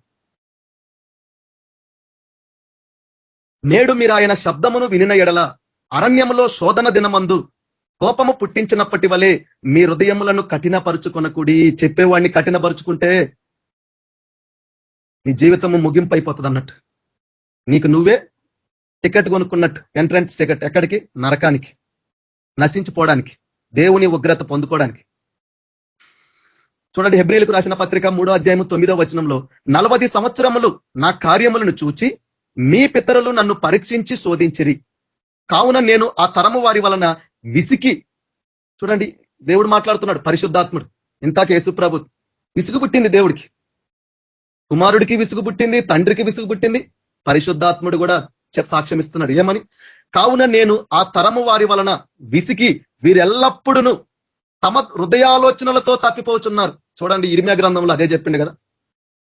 వాళ్ళ ఆలోచన చొప్పున, వాళ్ళ దుష్ట హృదయము చొప్పున నడుచుకున్నారు కానీ నా మాట వినిన వారు కాదు, నా మాటను అంగీకరించిన వారు కాదు, నా మాటకు చెవి ఒగ్గిన వారు కాదు. నమ్మకము వారిలో నుండి తొలగిపోయింది కాబట్టి మెట్టల మీద నువ్వు ప్రలాప వాక్యం ఎత్తమన్నాడు. ఎందుకు? నన్ను విసర్జించిన వారిని ఇప్పుడు నేను విసర్జిస్తున్నాను అంటున్నాడు. చెప్పండి, ఈరోజు మన హృదయ ఆలోచనలతోనే నడుస్తున్నామా? దేవుని ఆలోచనలతో నడుస్తున్నాం? దేవుని ఇష్టమైన పనులు చేస్తూ దేవుని ఆత్మచేత నడిపించబడుతున్నామా? మన ఇష్ట ప్రకారంగా ఉంటున్నాం? తప్పిపోవట్లేదా? తప్పిపోవడం అంటే ఏంది అని అర్థం? వెనుకకు తీయడం, దేవుని మాట వినకపోవడం, దేవుని ఆజ్ఞలు గైకొని చేయకపోవడం, దేవునికి లోబడకపోవడం, దేవుడంటే భయం లేకపోవడం. ఎవ్వడు తప్పించుకోలేడు. ఈ వాక్యము నా జీవితాల్లో, అందరి జీవితాల్లో నెరవేరుతుంది. ఆ రోజు రొమ్ము కొట్టుకుంటే ఏం లేదు. ఆ కొట్టుకునే రొమ్ము మీద ఈ రోజు కొట్టుకో. దేవుని సన్నిధిలో సాగిలపడు, నీ మెడ ఉంచు. ఆ పడే పశ్చాత్తాపం మీద ఈ రోజు పడు. బుద్ధి లేని కన్యకలు వచ్చి అయ్యా అయ్యా అని అప్పుడు అడిగితే ఏముంది? చూడండి, కావున నేను ఆ తరము వారి వలన విసికి వీరెల్లప్పుడూ తమ హృదయ ఆలోచనలతో తప్పిపోతున్నారు, నా మార్గములను తెలుసుకొనలేదు. అందుకు మీకు ఎప్పుడు క్షేమం ఉంటుందని చెప్పిండు. నా మార్గం అంతటా ఎందుకు మీరు నడుచుకోండి అన్నాడు. కానీ ఇశ్రాయేలు ప్రజలు అలా ఆయన మార్గంలో నడిచిన వారు కాదు, ఆయన మాట వినిన వారు కాదు, ఆయన మాటకు చెవి ఒగ్గిన వారు కాదు. ఈరోజు నీ జీవితాన్ని నువ్వు పరిశీలించుకో. హెబ్రీలకు రాసిన పత్రిక 3వ అధ్యాయం 11వ వచనము, గనుక నేను కోపముతో ప్రమాణము చేసినట్టు వారు నా విశ్రాంతిలో ప్రవేశింపరని చెప్పి తిని. చూడండి, ఈరోజు దేవుడు ఏమంటాడు? నా ఎదుట నీతిమంతుడు విశ్వాస మూలముగా జీవించును గాని అతడు వెనుకకు తీసిన ఎడల నా ఆత్మకు సంతోషం ఉండదు. వాడు వెనుకకు తీస్తే నశించడానికే వెనుకకు తీసిన వాడు, కానీ ఆత్మను రక్షించుకోవడానికి మనం విశ్వాసం కలిగిన వారు అని ఎందుకన్నాడు? నువ్వు దేవుని విశ్రాంతిలో అంటే ఆ రోజు ఆయన అలా చెప్పిండు. ఈరోజు దేవుని రాజ్యంలో నువ్వు ప్రవేశించలేవు. దేవుడు అంటుడు, నేను కోపము రాదా? నీకే ఎవడో ఒక మాట చెప్పకపోతే కోపం వస్తే నిన్ను ఇంతగా ప్రేమించి తన రక్తాన్ని కార్చి తన ప్రాణాన్ని త్యాగం చేసుకొని ఆయన అంత గొప్ప దేవుడు, ఎవరు సమీపించరని తేజస్సులో ఉండే దేవుడు ఆ పరమును వీడి నీ కొరకు ఏమాత్రం నీలో యోగ్యత లేదు, నీలో ఏమాత్రం భక్తి లేదు, నువ్వు ఏ రోజు కూడా దేవుణ్ణి ప్రేమించిన వాడు కాదు. నిన్ను ఆయన ప్రేమించి నువ్వు నశించిపోకూడదని నిన్ను వెతికి రక్షిస్తే తన ప్రాణాన్ని కార్చి విలువ పెట్టి నిన్ను కొనుక్కుంటే ఈరోజు నువ్వేం చేస్తున్నావు? నీ దుష్ట హృదయ ఆలోచనలతో నడుచుకుంటున్నావు. ఆయన మార్గంలో నడవలసిన నువ్వు నీకిష్టమైన రీతిగా జీవిస్తూ నీకిష్టమైన రీతిగా నువ్వు నడుచుకుంటూ ఎక్కడ కూడా దేవుడు అంటే భయం లేకుండా, దేవుడి పట్ల విధేయత లేకుండా, ఎక్కడ కూడా దేవుని మాట దేవుని ఆజ్ఞలు గైకొనకుండా నీ ఇష్టానుసారంగా బ్రతుకుతూ జీవిస్తూ నీ ఇష్టం వచ్చినట్టు ఉండి కూడా నన్ను దేవుడు ప్రేమించాలనుకుంటాం. ఎంత మోసగాడివి నువ్వు ఎంత స్వార్థపరుడివి. నువ్వు మాత్రం నీ జీవితాన్ని మార్చుకోవు, నీలో ఏమైనవి తీసివేయలేవు, నీ ప్రవర్తన మార్చుకోలేవు, నీ జీవితాన్ని నీ బుద్ధిని మార్చుకోవు, కానీ దేవుడు మాత్రం నిన్ను ప్రేమించాలా? దేవుడు మాత్రం నీ మీద కోప్పడకూడదా? ఏ నీతి అది? ఎక్కడుంది ఇందులో న్యాయం? ఈరోజు లేరా క్రైస్తవులు అట్లా? చూడండి సహోదరులారా, జీవము గల దేవుణ్ణి విడిచిపోవునట్టి ఎందుకు విడిచిపెడుతున్నారు? దేవుని గల దేవుణ్ణి వెనుకకు తీయడం వల్ల, మరలా లోకము తట్టు తిరగడం వల్ల, పాపము తట్టు తిరగడం వల్ల, శరీర కోరికల తట్టు తిరగడం వల్ల, ధనాపేక్షలు, స్వార్థాలు, గర్వాలు, అతిశయాలు ఒకప్పుడు ఉన్నవన్నీ మరలా కలిగి ఉండడం వల్ల కదా. ఆ విశ్వాసము లేని దుష్ట హృదయము మీలో ఎవని అయిందైనను, ఇది చెప్పేవాడికైనా వినేవాడికైనా ఒకవేళ ఉండునేమో అని జాగ్రత్తగా చూచుకొనిడి. విశ్వాసము లేని దుష్ట హృదయం. అందుకు దేవుని ఆత్మకు సంతోషం లేదు. వాడు ఆ రీతిగా వెనుకకు తీస్తుండ కాబట్టే వాడు నశించడానికే వెనుకకు తీస్తున్నాడు. ఈరోజు మనలో ఉందేమో దేవుని మాట వినని జీవితం, దేవునికి లోబడని జీవితం, దేవుని ఉద్దేశాన్ని, దేవుని యొక్క చిత్తాన్ని, దేవుని యొక్క ప్రణాళికను కూడా తెలుసుకొని చేయలేని జీవితం. ఇది దుష్ట హృదయం కాదా? చూడండి హెబ్రీలకు రాసిన పత్రిక, దానికి ముందు చూడండి ఇప్పుడు 2వ వాక్యము. హెబ్రీలకు రాసిన పత్రిక, ఇంతవరకు మనం ఎప్పుడైతే వెనుకకు తీస్తామో దేవుని ఆత్మకు ఎందుకు సంతోషం ఉండదు అంటే, తండ్రి చెప్పిన మాట అదే, కుమారుడైన యేసుక్రీస్తు ప్రభు చెప్పింది అదే, పరిశుద్ధాత్మ దేవుడు చెప్తుంది కూడా అదే. వాళ్ళు ఆ రోజు ఆయన తండ్రిగా ఉన్నప్పుడు కోపం పుట్టించిండ్రు, కుమారుడిగా ఉన్నప్పుడు కూడా కోపం పుట్టించిండ్రు, ఇప్పుడు పరిశుద్ధాత్ముడిగా ఉన్నా కూడా కోపము విసుగు వస్తుంది. ఇంత భ్రష్టులు వీళ్ళు, ఇంత అవిధేయులు, వీళ్ళు ఎక్కడ కూడా లోబడని వాళ్ళు, నమ్మకం లేని వాళ్ళు. ఏం నమ్మకం? రేపటి దినం నన్ను బట్టి దేవుడు తీర్పిస్తాడన్న భయం లేదు, అలాంటి భక్తి లేదు, అలాంటి జాగ్రత్త లేదు. నిర్లక్ష్యము నిర్లక్ష్యము నిర్లక్ష్యం. నేను ఎంత నిర్లక్ష్యంగానే జీవిస్తే క్షమిస్తాడులే అని స్వార్థంగా ఆలోచించడం. చూడండి హెబ్రీలకు రాసిన పత్రిక 10వ అధ్యాయము 39వ వచనము. ఇప్పుడు ఈ వాక్యాన్ని బట్టి మనం చూస్తాము. హెబ్రీలకు రాసిన పత్రిక 10వ అధ్యాయం 39. అయితే మనము నశించుటకు వెనుక తీయవారము కాము. అంటే ఎవరు? నేనైనా మీరైనా ఎవరైనా మనం ఎవరం కూడా నశించుటకు వెనుక తీయవారము కాము, గాని ఆత్మను రక్షించుకొనుటకు విశ్వాసము కలిగిన వారమై ఉన్నాం. కాబట్టి వాళ్ళు విశ్రాంతిలో ప్రవేశించలేకపోయినారు. చూడండి అదే హెబ్రీల పత్రికలో ఉంటది. చూడండి హెబ్రీలకు రాసిన పత్రిక 3వ అధ్యాయము 14వ వచనము 13 నుంచి, నేడు మీరాయన శబ్దమును వినిన ఎడల కోపము పుట్టించినప్పటి వలె మీ హృదయములను కఠినపరచుకొనకూడదని ఆయన చెప్పెను గనుక పాపము వలన కలుగు భ్రమ చేత మీలో ఎవడును కఠినపరచబడకుండానట్లు నేడు అనుబడు సమయం ఉండగానే ప్రతి దినమును ఒకరినొకడు బుద్ధి చెప్పుకొనుడి. చెప్పండి, మీ హృదయపూర్వకంగా దేవుని సన్నిధిలో ఉండి మీరు అబద్ధం ఆడకూడదు. ఎవడన్నా నీకు బుద్ధి చెప్పే వాక్యం చెబితే తీసుకునేలాగా నువ్వు ఉన్నావా? ఉన్నారా? ఏంది వీడిట్ట చెబుతున్నాడు? ఎందుకు? నీ చెవులు దురద చెవులు కాబట్టి, అవి నీకు తీయగా లేవు కాబట్టి, నీ స్థితిని చూపిస్తున్నాయి కాబట్టి ఏమా? ఇదే కదా కఠినపరచుకోవడం. అందుకు కల్పన కథల వైపు, వాళ్ళకు అనుకూలమైన బోధకులు. ఎందుకు? వేరే వాడు వస్తే అదే అంటారు కదా, నీ గుట్టంతా బయట పెట్టేస్తారు అన్నట్టు. నీ స్థితి చూపించేవాడు నీకొద్దు, నీలో తప్పును చూపించేవాడు నీకొద్దు. వాడు ఇప్పుడు నీకు శత్రువు అన్నట్టు, వాడంటే ఇప్పుడు నీకు ద్వేషం అన్నట్టు, ఈర్ష్య అన్నట్టు, అసూయ అన్నట్టు. ఎందుకు? నువ్వు నొచ్చుకుంటా అంటే నీలో విశ్వాసం లేని దుష్ట హృదయం అన్నట్టు. లేమా? ఎవరిని మోసపరుస్తారు? దేవుని సన్నిధిలో ఉన్నారు మీరు, ఆయనలో జీవం ఉంది. పరిశుద్ధాత్మని మోసపరుస్తారా మీరు? లేరా? అట్లా లేరా? బుద్ధి చెప్పేవాడిని తీసుకునే స్థితి ఉన్నారా? ఎందుకు చెప్పాలా? ప్రతి దినం అంటే ప్రతి దినం తప్పిపోతాం, దేని చేత అయినా కావచ్చు. గ్యారెంటీ ఉందా నువ్వు రేపటి దినం యేసుప్రభు వస్తే ఉంటావని? నువ్వు దేంట్లో తప్పిపోతున్నావు? ఈ రోజు నీ జీవితం దేంట్లో తప్పిపోయింది? ఏ వాక్యంలో తప్పిపోయింది నీకు తెలుసా? అందుకు ప్రతి దినం దేవుడు మాట్లాడు. కానీ ఈరోజు మనుషులు దురద చెవులు, వినలేరు. ఒక అర్ధగంట వాక్యం చెబితే వినలేరు, నీ స్థితిని చూపిస్తే వినలేరు. భక్తిహీనులు, దుష్టుల సంఘం అంటే ఇదే కదా. చూడండి, పాపము వలన కలుగు భ్రమ చేత మీలో ఎవడను కఠినపరచబడకుండానట్లు నేడు అనబడు సమయం ఉండగానే. ఎందుకు నేడు అనే సమయం? ఏమో రేపటి దినం నువ్వు ఉంటావో ఉండవో గ్యారెంటీ ఉందా? నేనుంటానో ఉండనో గ్యారెంటీ నాకుందా? ఒకవేళ రేపు నువ్వు ఉండకపోతే ఈరోజు అలా నీ జీవితాన్ని బట్టి నిన్ను బట్టి నువ్వు పాపాన్ని ఒప్పుకోకుండా, పశ్చాత్తాపడకుండా, ఎక్కడ కూడా దేవుని ద్వారా క్షమాపణ పొందుకోకుండా, సరి చేసుకోకుండా నువ్వు నిద్రిస్తే ఏంది నీ పరిస్థితి? చూడండి, హెబ్రీయులకు రాసిన పత్రిక 3:15 ఏలయనగా మొదటి నుండి మనకున్న దృఢ విశ్వాసము అంతకు మట్టుకు గట్టిగా చేపట్టిన ఎడలనే క్రీస్తులో పాలివారమయ్యుందుము. మొదట మనకున్న దృఢ విశ్వాసం ఎప్పుడు? రక్షణ పొందక ముందు యేసు ప్రభుని ఒప్పుకున్న తర్వాత అంతకు మట్టుకు గట్టిగా చేపట్టిన ఎడలనే అంట మీరు క్రీస్తుతో పాలివారు అవుతారు, లేకపోతే కాదన్నట్టు. చూడండి, హెబ్రీయులకు రాసిన పత్రిక 3:16 విని కోపము పుట్టించిన వారెవరు? మోషే చేత నడిపింపబడి ఐగుప్తులో నుండి బయలుదేరి వచ్చిన వారందరే కదా. ఎవరి మీద 40 ఏండ్లు ఆయన కోపగిచ్చను? పాపము చేసిన వారి మీదనే కదా. పాపములో ఉన్నవాడే వాక్యం ఒకవేళ చెబుతుంటే తీసుకోలేనివాడు. ఎందుకంటే వాడి హృదయం నొచ్చుకుంటది. వాడి స్థితి తెలియజేయబడుతుంటే వాడి హృదయం నొచ్చుకుంటది. చూడు, కాబట్టే ద్వేషిస్తారు, సౌలులాగా పగబడతారు. చూడండి, కాబట్టి విని కోపం పుట్టించింది ఎవరు? దేవునికి ఎందుకు కోపం పుట్టించారు ఇశ్రాయేలీలు? ముందుకు సాగాల్సిన వాళ్ళు వెనుకకు దీదాన్ని బట్టే కదా. చూడు, ఎవరి మీద 40 ఏండ్లు ఆయన కోపగించను? పాపము చేసిన వారి మీదనే కదా. వారి శవములు అరణ్యంలో రాలిపోయెను, నశించిపోయినారు. దేవునికి కోపం పుట్టించి దేవుని ఎదుటే పాపం చేసిన దాన్ని బట్టి వారి శవాలు అరణ్యంలో పెట్టల్లాగా రాలిపోయినాయి. అదే దేవుడు ఈరోజు లేడా? కుమారుడిగా ఆయన మన పట్ల ఉన్నాడు కాబట్టి రక్షించుకోవాలని తండ్రిగా ఆయన ఉంటే నువ్వు నేను సాలలేం. ఎందుకంటే తండ్రి ఎప్పుడు శిక్షించేవాడు. చూడండి, అరణ్యంలో రాలిపోయినారు శవాలు. దేవుని కోపం పుట్టించిన దాన్ని బట్టే కదా, పాపాన్ని చేసిన దాన్ని బట్టి కదా, ముందుకు సాగకుండా వెనుకకు తీసిన దాన్ని బట్టే కదా వీళ్ళు అరణ్యంలో రాలిపోయినారు శవాలు. చూడండి, హెబ్రీయులకు రాసిన పత్రిక 3:18 తన విశ్రాంతిలో ప్రవేశింపరని ఎవరి గురించి ప్రమాణము చేసెను?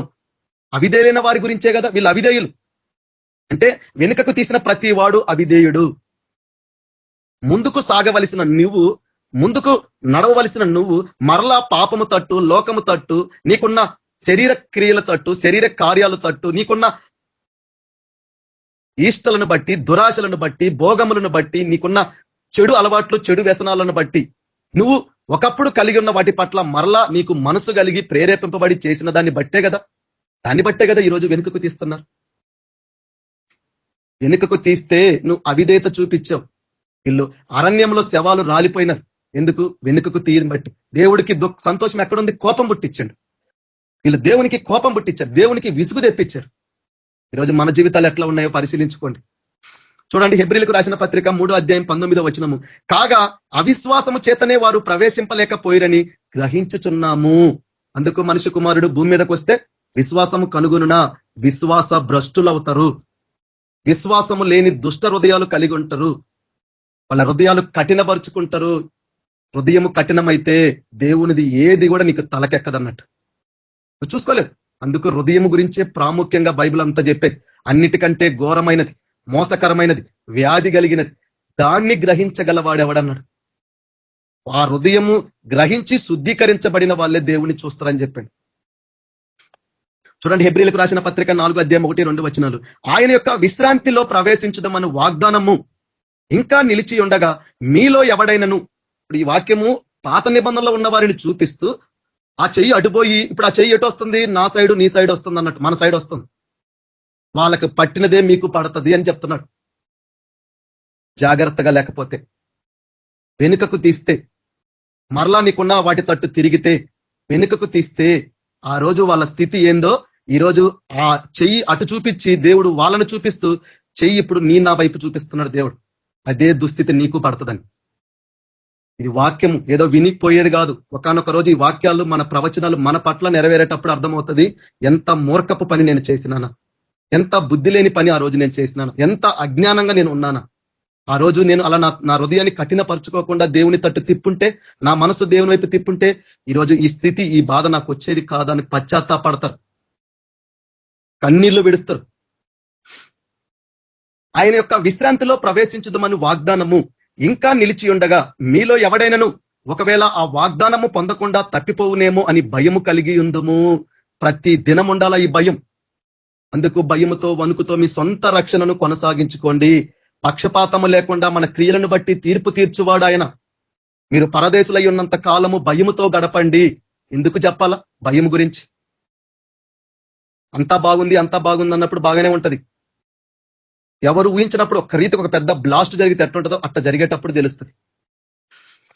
చూడండి, హెబ్రీలకు రాసిన పత్రిక 4:2 వారికి ప్రకటింపబడినట్లు మనకును సువార్త ప్రకటింపబడెను గాని, చూడండి, వారికి ప్రకటింపబడినట్లు మనకును సువార్త ప్రకటింపబడెను గాని వారు వినిన వారితో విశ్వాసము గలవారై కలిసి ఉండలేదు గనక విన్న వాక్యము వారికి నిష్ప్రయోజనమాయను. చూడండి, ఈరోజు ఎన్ని వాక్యాలు ఉంటున్నాం, అవి మనకు ప్రయోజనకరంగా మారుతున్నాయా, నిష్ప్రయోజనంగా మారుతున్నాయా? ప్రయోజనంగా మారితే ప్రతి వాక్య ప్రకారంగా మన జీవితాలు ఉంటాయి. నేనైనా నువ్వైనా ఎవడైనా ఏముంది, వాక్యం ముందు అందరూ సమానులే. ఎప్పుడు ఒకటి మనం గుర్తుపెట్టుకుంటూనే ఉండాల, దేవుడు పక్షపాతి కాడని, దోషులను నిర్దోషులుగా ఎంచేవాడు కాదని, ఆయనలో ఎలాంటి ఉండదు. నువ్వు ఎవడివైనా చెప్పే నేనైనా ఆయనకి అంగీకారం లేకపోతే నన్ను శిక్షిస్తాడు. ఆయన నామంలో అన్ని చేసినామన్న వాళ్ళని దేవుడు, నా నామాన్ని బట్టి మీరు ప్రవచించినారు, నా నామాన్ని బట్టి దయ్యాలు వెళ్ళగొట్టారు, స్వస్థతలు చేసిండని దేవుడు వారిని తన రాజ్యంలో చేర్చుకున్నాడా? మిమ్మల్ని ఎన్నడూ ఎరగని పొమ్మన్నాడు. పక్షపాతి కాడు, యథార్థవంతుడైన సత్యవర్తుడు, న్యాయాధిపతి, ధర్మం కలిగిన వాడు, నీతి న్యాయాలు జరిగించువాడు. మనలో ఉండవు, ఆ ధర్మం ఉండదు, ఆ నీతి ఉండదు, ఆ న్యాయం ఉండదు, అలా ఏముండదు అన్నట్టు. మనలో అన్ని భేదాలే ఉంటాయి అన్నట్టు.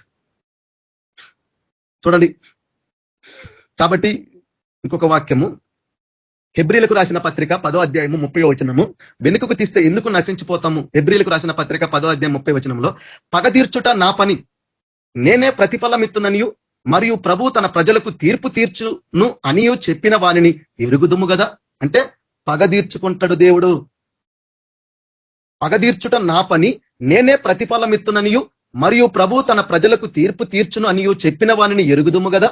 కాబట్టి ఎరిగిన వాడు ఎప్పుడు భయంతో జాగ్రత్తతో ఉంటాడు, ఎరగని వాడు ఆ భయం ఉండదు, ఆ జాగ్రత్త ఉండదు, నిర్లక్ష్యంగా ఉంటాడు. ఇక్కడ మాట చెప్తున్నాడు, హెబ్రీలకు రాసిన పత్రిక 10:31 జీవము గల దేవుని చేతిలో పడుట భయంకరము. అందుకు అరణ్యంలో రాలిపోయిన శవాలు. నువ్వు జీవము గల దేవుని చేతిలో పడ్డావంటే అది ఎట్లా ఉంటదంట? భయంకరము. అది మనకు బాగా అర్థం అవ్వాలంటే ఇర్మియా గ్రంథము 15:1-2 అప్పుడు యెహోవా నాకు ఇలాగు సెలవిచ్చెను, మోషేయు సమూయేలును నా ఎదుట నిలవబడినను ఈ ప్రజలను అంగీకరించుటకు నాకు మనస్సుండదు. ఎవరి గురించి చెప్తున్నాడు? నా ఎదుట మోషే ఉన్న సమూయేలు, వీళ్ళెవరు? ముందుకు సాగిన వాళ్ళు. నా ఎదుట నిలవబడినను ఈ ప్రజలను అంగీకరించుటకు, వీళ్ళని ఒప్పుకొనుటకు కదా. ఇశ్రాయేలీలు ఎవరు? దేవుని చేత ఏర్పరచుకున్న వాళ్ళు కదా, అని నా వారు కదా అని దేవుడు వాళ్ళని అంగీకరిస్తుండా? అంగీకరించడండి. ఎందుకంటే ఆయన పక్షపాతి కాడు. నీతి న్యాయం ఆయనలో ఉంది, ధర్మం ఆయనలో నుండి వచ్చింది, యథార్థం ఆయనలోనే ఉంది, సత్యం ఆయనలోనే ఉంది, నిజం ఆయన. నా బిడ్డలే కదా, నేను స్వరక్తం ఇచ్చి కొనుక్కున్న వాళ్ళే కదా అని చెప్పి నువ్వు పాపంలో ఉండి, అపవిత్రతలో ఉండి, నీ ఇష్టానుసారంగా ఉండి రేపటి దినం ప్రభువా ప్రభు అంటే క్షమిస్తాడు అనుకుంటున్నారా? చూడండి, ఈ ప్రజలను అంగీకరించుటకు నాకు మనస్సుండదు, నా సన్నిధిని ఉండకుండా వారిని వెళ్ళగొట్టుము. ఎందుకు? అప్పుడు వాళ్ళు అంటారంట, మేము ఎక్కడికి పోదామని వారు నిన్ను అడిగిన ఎడల నీవు వారితో ఇట్లనము, యెహోవా ఈ మాట సెలవిచ్చుచున్నాడు. ఎందుకు? జీవము గల దేవుని చేతిలో పడితే ఎందుకు భయంకరమో, ఎందుకు ఆయన పగ తీర్చుకుంటాడో చెప్తున్నాడు. యెహోవా ఈ మాట సెలవిచ్చుచున్నాడు, చావునకు నియమింపబడిన వారు చావుకును, ఖడ్గమునకు నియమింపబడిన వారు ఖడ్గమునకు, క్షామమునకు నియమింపబడిన వారు క్షామమునకు, చెరకు నియమింపబడిన వారు చెరకును పోవలను. యెహోవా వాక్కు ఇదే. ఎందుకు నా ప్రజలను అంగీకరించట్లేదు, నాకు మనసు ఉండదంటే వాళ్ళ చేసినదే వాళ్ళ నెత్తి మీదకి వస్తుంది. ఈరోజు నువ్వు చేసే అవిధేయత రేపు ఒక దినం నీ నెత్తి మీదకి వస్తుంది అన్నట్టు. ఈరోజు నువ్వు చేసే పాపం, ఈరోజు నువ్వు దేవుని పట్ల లోబడని జీవితం, భయపడని జీవితం, దేవుని వాక్య ప్రకారంగా నడుచుకుంది, అదే ఒక దినం నీ నెత్తి మీదకి వచ్చిద్ది. పగ తీర్చుకుంటాడు దేవుడు. అందుకు ప్రతి వాణి క్రియల ఫలము చొప్పున అన్నాడు. ఈరోజు నిన్ను ఎవడు అడగపోవచ్చు, ఒకవేళ ఎవడన్నా నిన్ను ఆ రీతిగా వాక్యాన్ని చూపించినా నీ హృదయం కఠినపరుచుకోవచ్చేమో, ఈరోజు దాటిపోవచ్చేమో, రేపు ఆ ప్రభువు నుండి నువ్వు దాటిపోలేవన్న సంగతి మర్చిపోవద్దు.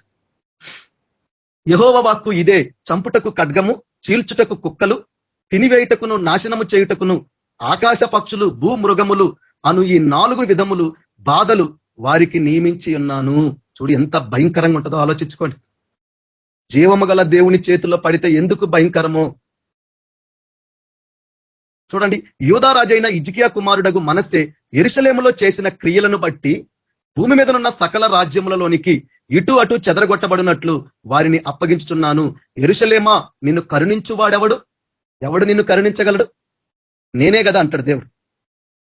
అలా నిన్ను కరుణించవలసిన వాడిని నేనే నిన్ను కనికరించట్లేదంటే నువ్వు ఎంతగా నా ఎదుట దోషువైనవో, ఎంతగా ఈ ప్రజలు నా ఎదుట దోషులైనరో, వీళ్ళు ఎంతగా నా మాట వినకుండా, నా మాటకు చెవి యొగ్గకుండా, నా మాటలను బట్టి నన్ను బట్టి అంగీకరించి ముందుకు నడవకుండా వెనుకకు తీసి దేవుని దృష్టికి పాపాన్ని చేసిన దాన్ని బట్టి, వాళ్ళు చేసిన ఏహమైన దాన్ని బట్టి, ప్రభు ఎదుట చేసిన ప్రతి నీచమైన కార్యాలను బట్టే కదా నేను ఈరోజు కరుణించట్లేదు అంటున్నాడు. యెరూషలేమా నిన్ను కరుణించువాడెవడు? నీ యందు జాలిపడువాడెవడు? కుశల ప్రశ్నలు అడుగుటకు ఎవడు త్రోవ విడిచి నీ యొద్దకు వచ్చును? యెహోవా వాక్కు ఇదే, నీవు నన్ను విసర్జించి ఉన్నావు. ఈరోజు దేవుణ్ణి విసర్జించట్లేదా? మనకున్న దురాశలకి, మనకున్న శరీర అలవాట్లకి, మనకున్న ఇంకా మార్పు లేని జీవితాలకి. ఇది తప్పని తెలిసి కూడా తప్పు చేస్తున్న బుద్ధిహీనులు, మూర్ఖులు, చిన్న చిన్న దురాశలకు, చిన్న చిన్న చెడు అలవాట్లకు, చెడు వ్యసనాలకు, పాపాలకి అవిధేయత చూపిస్తున్నారు. కాబట్టే దేవుడు అంటున్నాడు, యెహోవా వాక్కు ఇదే, నీవు నన్ను విసర్జించి ఉన్నావు, వెనుక తీసి ఉన్నావు, కనుక నిన్ను నశింపజేయునట్లు నేను నీ మీదకి నా చేతిని చాచి ఉన్నాను. సంతాప పడి నేను విసిగి ఉన్నాను. విసుగు పుట్టింది దేవుడికి. అందుకు అరణ్యంలో కూడా వాళ్ళు కోపం పుట్టించి విసుగు తెప్పించారు. ఎవరు? హృదయాన్ని కఠినపరుచుకున్న వాళ్ళు, దేవుని మాట వినని వాళ్ళు, దేవుని మాటకు చెవి ఒగ్గని వాళ్ళు, వాళ్ళ మనసు మార్చుకొని దేవుని తట్టు వాళ్ళ హృదయాలు తిప్పలేని వాళ్ళు. ఏం భక్తి అండి ఇది? ఏం నమ్మకం ఇది యేసు ప్రభుని? ఎందుకు దేవుని సన్నిధిలో ఉండాలా? ఇలాంటి విధానాలు కలిగిన వారమైతే ఎందుకు? నీ భక్తి ఏమన్నా నిన్ను రక్షిస్తుందా? నీ విశ్వాసం ఏమన్నా నిన్ను రక్షిస్తుందా? క్రియలు లేనిదైతే ఒట్టిగా ఉండి మృతమవుతుందని ఎందుకు చెప్తున్నాడు దేవుడు? ఇది గ్రహించుకోం మనం. ఇట్లా మన జీవితాలను బట్టి మనం ఆలోచించుకోం. ఇట్లా మన జీవితాలను బట్టి దేవుని ఎదుట మనం ఉండం. చూడండి, దేవుడు ఎంత స్పష్టంగా చెప్పిండు. పౌలు చెప్పినా, ఎవరు చెప్పినా వాక్యం ఒకటే కదా. ఆ రోజు ఉన్న ఆత్మ, పౌల్లో ఉన్న ఆత్మ, ఇన్ని ఆత్మలు ఉన్నాయా? ఉన్న దేవుడు ఒక్కడే కదా. అందరిలో ఉండి అందరి పైన వ్యాపించి ఆయన ఉద్దేశాన్ని జరిగిస్తున్నాడు. మార్పు ఎట్టుంటది? వాక్యంలో ఎందుకు మార్పు వస్తుంది?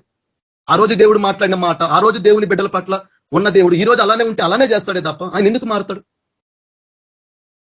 చూడండి, దేవుడు ఎందుకు అంటున్నాడు, యెహోవా వాక్కు ఇదే, నీవు నన్ను విసర్జించి ఉన్నావు, వెనుక తీసి ఉన్నావు గనుక నిన్ను నశింపజేయనట్లు. అదే పౌలు చెప్తున్నాడు, మనము నశించుటకు వెనుక తీయవారము కాము, ఆత్మను రక్షించుకోవడానికి విశ్వాసము కలిగిన వారము. ఇలాంటి ఆత్మను రక్షించుకోలేని, విశ్వాసము లేని దుష్ట హృదయము ఒకవేళ మీలో, నాలో, మనలో ఉంటే చూచుకోండి, జాగ్రత్త పడండి. ఇకనైనా దేవుని తట్టు తిరగండి, మీ మనసు మార్చుకోండి, దేవుని ఎదుట సాగిలపడి మీ మెడలు వంచి పశ్చాత్తాపడండి, మిమ్మల్ని మార్చుకోండి. లేకపోతే మీరందరూ నశించిపోయే వాళ్ళే, మీరందరూ చావుకు లోబడిన వాళ్ళే. నేనుంటే నేనైనా, మీరుంటే మీరైనా. వాక్యము అందరికీ. ఎవడైనా సరే ఆయన నుంచి తప్పించుకోలేడు. ఆయన చేతిలో పడ్డావా నువ్వు భయంకరంగా ఉంటావు. నీ జీవితం జీవము గల దేవుని చేతిలో పడ్డారా, ఆయన ఎదుర్కొ పర్వతాలు కూడా ఆయన ఉగ్రతని సహించలేవంట. ఆయన ఎదుట ఏది కూడా నిలబడలేదు. ఆయన ఉగ్రత ఎదుట, ఆయన కోపం ఎదుట. ఈరోజు ఆ ప్రభు నీ పట్ల ఆ కోపము, ఆ ఉగ్రత చూపిస్తే నువ్వు జాడ లేకుండా పోతావు. ఇకనైనా మార్చుకోవాలా మనం. ఇకనైనా వెనుకకు తీయడం మార్చుకోవాలా. మనకున్న దుష్ట ఆలోచనలు, దుష్ట తలంపులు మానుకోవాలా. మనకున్న శరీర కార్యాలు, శరీరానుసారమైన వాటిని మార్చుకోవాలా. లోకం పట్ల ఉండే వాటికి, దురాశలకి, భోగాలకి, ఈచ్ఛలకి, ఇవన్నీ మానుకోకపోతే నువ్వు వెనుకకు తీసిన వాడు ఖచ్చితంగా నువ్వు నశించిపోవడానికే వెనుకకు తీస్తున్నావు. చూడండి, ఇర్మియా గ్రంథము 15వ అధ్యాయం 7వ వచనము, దేశ ద్వారములో నేను వారితో, చూడండి, దేశ ద్వారములో నేను వారిని చేటతో తూర్పూర పట్టుచున్నాను. కాబట్టి యేసుప్రభు అదే చెప్పిండు కదా, బాప్తిస్మిచ్చు. ఆయన చేట ఆయన చేతిలో ఉన్నది, ఆయన తన కళ్ళమును బాగుగా శుభ్రము చేసుకొనును అన్నాడు. ఇప్పుడు అదే చెప్తున్నాడు. చూడు, ఆ రోజు ఇర్మియా ప్రవక్త చెప్పిందే బాప్తిస్మిచ్చు యోహాను ప్రవక్త. అంటే దేవుడు మారడు, అది పాతదైనా కొత్తదైనా. దేశ ద్వారములో నేను వారిని చేటతో తూర్పూర పట్టుచున్నాను, నా జనులు తమ మార్గములు విడిచి నా యొద్దకు రారు. చూడు, దేవుడు రూఢీపరుచుకుంటున్నాడు. వీళ్ళు రారు, ఎందుకంటే విననొల్లని ప్రజలు వీళ్ళు, చెవి యొగ్గని ప్రజలు వీళ్ళు, హృదయాన్ని కఠినపరుచుకున్న భ్రష్టులు, విశ్వాసం లేని విశ్వాస ఘాతకులు. నా జనులు తమ మార్గములను విడిచి నా యొద్దకు రారు గనుక వారిని సంతానహీనులుగా చేయుచున్నాను, నశింపజేయుచున్నాను అని చెప్తున్నాడు. ఇది దేవుని వాక్, ప్రవచనం. ఇది ఈ ప్రవచనం ఇప్పుడు కూడా నెరవేరుతుంది లేదా? ప్రకటన గ్రంథం అంతా అదే కదా. చూడండి, యెహెజ్కేలు గ్రంథము 24వ అధ్యాయం నుంచి, యెహెజ్కేలు గ్రంథము 24వ అధ్యాయము 1వ వచనం నుంచి 9వ సంవత్సరము 10వ నెల 10వ దినమున యెహోవా వాక్కు నాకు ప్రత్యక్షమగు ఇలాగూ సెలవిచ్చెను. నరపుత్రుడా, ఈ దినము పేరు రాసియించుము, నేటి దినము పేరు రాసియించుము. ఈ దినము బబులోను రాజు యెరూషలేము మీదకి వచ్చుచున్నాడు, మరియు తిరుగుబాటు చేయు ఈ జనుల గురించి ఉపమాన రీతిగా ఇట్లా ప్రకటింపము. ప్రభువైన యెహోవా సెలవిచ్చినదేమనగా, కొండను తెచ్చి, అంటే ఇక్కడ ఉపమానం చెబుతున్నాడు. ఆ ప్రభువే కదా కొత్త నిబంధనలో కుమారుడిగా వచ్చి ఉపమానాలు చెప్పింది. ఎందుకు? వీళ్ళు చూడాలా, వినాలా, గ్రహించాలా, మనసు తిప్పుకొని నా తట్టు తిరిగి వీరు స్వస్థత పొందుకోవాలా. ఆయన పొందిన గాయాల చేత స్వస్థత అంటే అదే కదా. చూడండి ఏం చెప్తున్నాడు, కొండను తెచ్చి దానిలో నీళ్లు పోసి దానిని పొయ్యి మీద పెట్టుము. ఒక కొండ తెచ్చి దాని నిండా నీళ్లు పోసి ఒక పొయ్యి మీద పెట్టుము. తొడజబ్బ మొదలగు మంచి మంచి మొక్కలన్నీ చేర్చి అందులో వేసి మంచి ఎముకలను ఏరి దాన్ని నింపుము. చూడండి, మంచి మొక్కలన్నీ చేర్చి దేంట్లో వేయమంటున్నాడు? ఆ కొండలో వేయమంటున్నాడు. మంచి ఎముకలను ఏరి ఆ కొండను నింపమని చెప్తున్నాడు. ఆ కొండ ఎక్కడుంది? పొయ్యి మీద ఉంది. మందలో శ్రేష్టమైన వాటిని తీసుకొనుము, అందున్న ఎముకలు ఉడకనట్లు చాలా కట్టెలు పోగు చెయ్యము. కాబట్టి శ్రేష్టమైనవి తీసుకొని ఎముకలన్నీ ఉడుకున్నట్లు చాలా కట్టెలు, ఎందుకు? ఎక్కువసేపు ఉడకాలి కదా, ఎముకలు గట్టిగా ఉంటాయి కదా, కాబట్టి మంట గట్టిగా పెట్టాలి కదా. అంటే చూడండి, అర్థం చేసుకోండి, దేవుడు మాట్లాడుతున్నాడు. అందుకున్న ఎముకలు ఉడుకున్నట్టు చాలా కట్టెలు పోగు చేయము, దానిని బాగుగా పొంగించుము, ఎముకలను చాలునంతగా ఉడికించుము. కాబట్టి ప్రభువైన యెహోవా సెలవిచ్చినదేమనగా, నరహంతకులున్న పట్టణమునకు శ్రమ. ఇప్పుడు ఆ నరహంతకులు ఎవరు? ద్వేషించేవాళ్ళు. మనలో లేదా ద్వేషం? నీకు శ్రమ. దేవుడే సెలవిస్తున్నాడు తన వాక్కు ద్వారా, నువ్వు ఎవరినైతే ద్వేషిస్తున్నావో నువ్వు ఒక నరహంతకుడివి. ఆ నరహంతకులున్న పట్టణానికి ఇప్పుడు ఏందంట? శ్రమ. మడ్డిగల కొండ, ఆ కొండ ఎట్టుందంట? మడ్డి, అంతా మురికి. మడ్డిగల కొండ, మానకొండ, మడ్డి కలిగి ఉండుకుండా నీకు శ్రమ. మురికి దేనికి సాదృశ్యం? మాలిన్యం దేనికి సాదృశ్యం? పాపానికి. చీటి దాని వంతున పడలేదు, వండిన దానిని ముక్క వెంబడి ముక్కగా దానిలో నుండి తీసుకొని రమ్ము. దాని చేత చిందింపబడిన రక్తము దానిలో కనబడుచున్నది. మట్టితో దాన్ని కప్పివేయినట్లు దానిని నేల మీద కుమ్మరింపగా వట్టి బండ మీద దానిని చిందించెను. కావున నా క్రోధము రానిచ్చి. కోపం. దేవుడు ప్రేమ ప్రేమ అని చూస్తున్నాం. ఇది ఎవరు చేస్తున్నారు? ఇది కూడా దేవుడే కదా. కుమారుడిగా వచ్చి రక్షించుకోవాలని ప్రేమ స్వరూపిగా మారిండు, నిన్ను రక్షించుకున్నాడు. అలా రక్షింపబడిన నువ్వు ముందుకు సాగకుండా వెనుకకు తీస్తే అదే ప్రేమ నా పట్ల దేవుడు చూపిస్తాడు అనుకుంటున్నావు. చూసినావా? ఇది పాపము వలన ఎవడు మిమ్మల్ని భ్రమ పెట్టినన్నాడు. చూసినావా? ఇది భ్రమ అన్నట్టు, ఇది మోసం అన్నట్టు. కుమారుడిగా రక్షించుకున్నాడు, అలా రక్షింపబడిన నువ్వు ముందుకు సాగకుండా వెనుకకు తీస్తే అదే ప్రేమ దేవుడు చూపిస్తాడా? దేవునికి ఇష్టం లేని ఏమైన పనులు చేస్తూ, నీచమైన పనులు చేస్తూ, అసహ్యమైన పనులు చేస్తూ, ఎక్కడ కూడా దేవుని మాట వినకుండా, దేవుని ఆజ్ఞలు గైకొనకుండా, నువ్వు దేవునికి లోబడకుండా, దేవుని ప్రకారంగా చేయకుండా దేవుడు నన్ను ప్రేమిస్తాడని ఎట్లా అనుకుంటావు? నువ్వు పాపంలో ఉండి కూడా దేవుడు నన్ను ప్రేమిస్తాడని. చూడండి, కావున నా క్రోధము రానిచ్చి నేను ప్రతీకారము చేయునట్లు. అదే కదా పౌలు హెబ్రీ పత్రికలో చెప్పింది, పగ తీర్చుకొనుట నా పని. నేను ప్రతీకారము చేయునట్లు అది చిందించిన రక్తము కప్పబడకుండా దానిని వట్టి బండ మీద నేను ఉండనిచ్చి తిని. ఇక్కడ ఈ వాక్యం కన్క్లూజన్ వాక్యము, ప్రభువైన యెహోవా సెలవిచ్చినదేమనగా, నరహంతకులున్న పట్టణముకు శ్రమ, నేనును విస్తరించి కట్టెలు పేర్చబోచున్నాను. ఎందుకు? మంట పెట్టడానికి. చాలా కట్టెలు పేర్చుము, అగ్ని రాజబెట్టుము, మాంసమును బాగుగా ఉడకబెట్టుము, ఏమీయూ ఉండకుండా ఎముకలు పూర్తిగా ఉడుకున్నట్లు చారు చిక్కగా దింపము. తరువాత దానికి తగిలిన మస్టును మడ్డియు పోవునట్లు అది వేడి అయి, అంటే ఇంతగా శ్రమ పెట్టినా నువ్వు మారతావేమో. చూడండి, అది మడ్డియు పోవునట్లు అది వేడి అయి మెరుగు పట్టు వరకు వట్టి చట్టి పొయ్యి మీదనే ఉంచుము. అలసట పుట్టు వరకు ఇంతగా శ్రద్ధ పుచ్చుకునినను, దేవుడు ఇంతగా శ్రద్ధ పుచ్చుకునినను దాని విస్తారమైన మస్టు పోదాయను. అంటే పోతుందా? మనలో పోతుందా ఆ మురికి, ఆ మాలిన్యం, ఆ అవిధేయత కలిగిన జీవితం పోతుందా? అంతగా శ్రద్ధ పెట్టుకొని ఇంతగా నేను ప్రయాస పడినప్పటికీ కూడా దేవుడు విసుగు పుట్టేటట్టే మనుషులు తయారైపోతున్నారు. చూడు, అలసట పుట్టు వరకు ఇంతగా శ్రద్ధ పుచ్చుకొనినను దాని విస్తారమైన మస్టు పోదాయను. మస్టుతో కూడా దానిని అగ్నిలో వేయము. నీకు కలిగిన అపవిత్రతయే, నీ కామూత్రతయే నిన్ను శుభ్రపరచుటకు నేను పూనుకొనినను నీవు శుభ్రపడకపోతివి. ఈ వాక్యము చెప్పడానికి దేవుడు ఈ వాక్యం చెప్పాడు.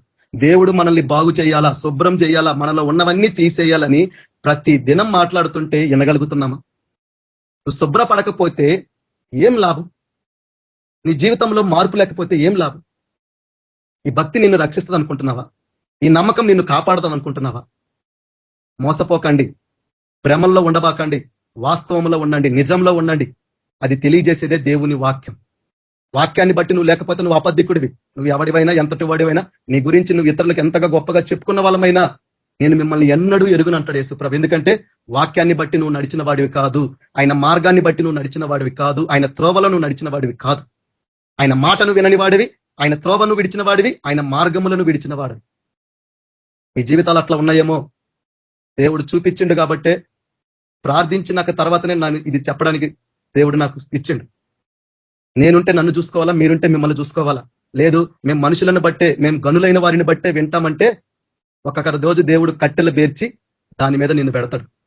ఆ అగ్నికి, ఆ కట్టెలు పేర్చుకునే మంటకి అప్పుడు తెలుస్తుంది నొప్పి, బాధ. ఆ రోజు అనుకుంటే ఏం లాభం? వాడు ఆ ధనవంతుడు మండుతున్న అగ్నిగుండంలో పోయినాక అనుకుంటున్నాడు. ఆ రోజు అనుకుంటే ఏముంది? నువ్వు వెనుకకు తీసి ఆ మండుతున్న అగ్నిలో ఉన్నప్పుడు అనుకుంటే ఏం లాభం? ఆ రోజు అనుకుంటే ఏంది? ఈ దినమే, నేడే అనే దినము అనే సమయం ఎందుకు చెప్తుంది బైబిల్? ఇది అవకాశం అన్నట్టు. చూడండి, యాకోబు రాసిన పత్రికలు ఉంటది, మేలనేది ఎరిగి కూడా అలాగూ చేయని వాడికి పాపము కలుగుద్దంట. పాపం అంటే మీరు అనుకుంటున్నారేమో. చూడండి, దేవుడు ఎందుకో ఆ వాక్యం మనతో మాట్లాడుతున్నాడు, నాతో మీతోటి. యాకోబు రాసిన పత్రిక. చాలా మంది పాపం అనుకుంటే ధీమాగా ఉంటున్నారు. మేము ఇట్లా లేము కదా, అట్లా లేము కదా, మేము బాగానే ఉన్నాం కదా అనుకుంటున్నారు. చూడండి, యాకోబు రాసిన పత్రిక 4వ అధ్యాయం నుంచి చూస్తే 14, 15, 16, 17. రేపేమి సంభవించునో మీకు తెలియదు, మీ జీవం ఏపాటిది, మీరు కొంతసేపు కనబడి అంతలో మాయమైపోవు ఆవిరి వంటి వారే. కాబట్టి ఇప్పుడు మనతో మాట్లాడుతున్నాం. గనుక ప్రభు చిత్తమైతే మనము బ్రతికి ఉండి ఇది అది చేతమని చెప్పుకొనవలెను. ఇప్పుడైతే మీరు డమ్మముల యందు అతిశయపడుచున్నారు, ఇట్టి అతిశయం అంతయు చెడ్డది. ధీమాగా ఉంటున్నారేమో, అతిశయిస్తున్నారేమో. మేము అబ్రహాము సంతానం అన్నట్టు వాళ్ళు ధీమాగా ఉన్నారు కదా.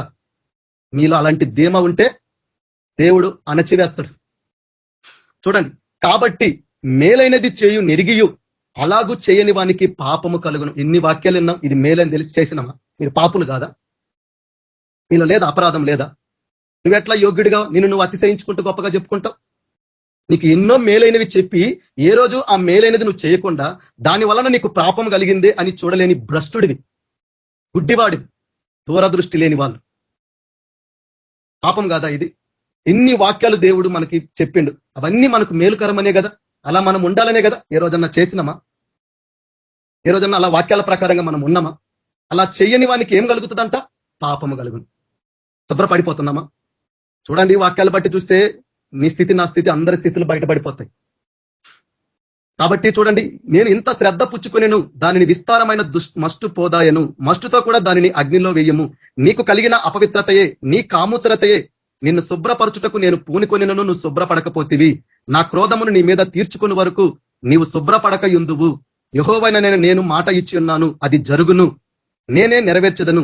నేను వెనుకకు తీయను, మీరు తీసినట్టు నేను వెనుకకు తీయను. కనికరింపను, సంతాపపడను. నీ ప్రవర్తన బట్టియు నీ క్రియలను బట్టియు నీకు శిక్ష విధింపబడును. ఇదే యెహోవా వాక్కు.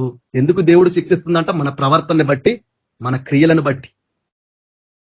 దేవుడు ఈరోజు మాట్లాడాడు. ఎంతమంది ఇందులో విన్నారు, ఎంతమంది వింటున్నారో తెలియదు. మీ జీవితాలను బట్టి ఒక్క వాక్యం చాలు. అయ్యా, నా జీవితంలో ఎన్నో మేలైన వాక్యాలు నేను విన్నా, కానీ ఏ రోజు దాని ప్రకారంగా చేయలేదు. అది కూడా పాపమే. మీరు ధీమాగా ఉండొచ్చు, ఇవన్నీ మేము కాదు కదా, మాలో అలాంటి ఏ బలహీనతలు లేవు, పాపాలు లేవనుకోవచ్చు. కానీ మీలో అలా ఉంటే దేవుడు ఈ వాక్యం ద్వారా నాతో మాట్లాడు. రేపటి దినం ఏం చెప్పాలో నేను ఇన్ని వాక్యాలు చూసినా నాకు నేను చెప్పననుకున్నా ఈరోజు. ఎందుకంటే నాకు ఏ వాక్యము ప్రేరేపించబడట్లేదు. ఎందుకంటే ప్రతి వాక్యము నాకు ప్రభు చెబితే తప్ప నేను ఏ రోజు కూడా నా స్వంతగా ఏ రోజు ఏ వాక్యం నేను చెప్పలేదు.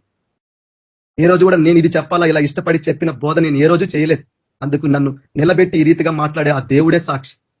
ఆయన ప్రేరేపించినవే నేను చెప్పిన. వినిన వాళ్ళు ఉన్నారు, తిట్టుకున్న వాళ్ళు ఉన్నారు, దూరమైన వాళ్ళు ఉన్నారు, అపార్థం చేసుకున్న వాళ్ళు, కోపడిన వాళ్ళు ఉన్నారు.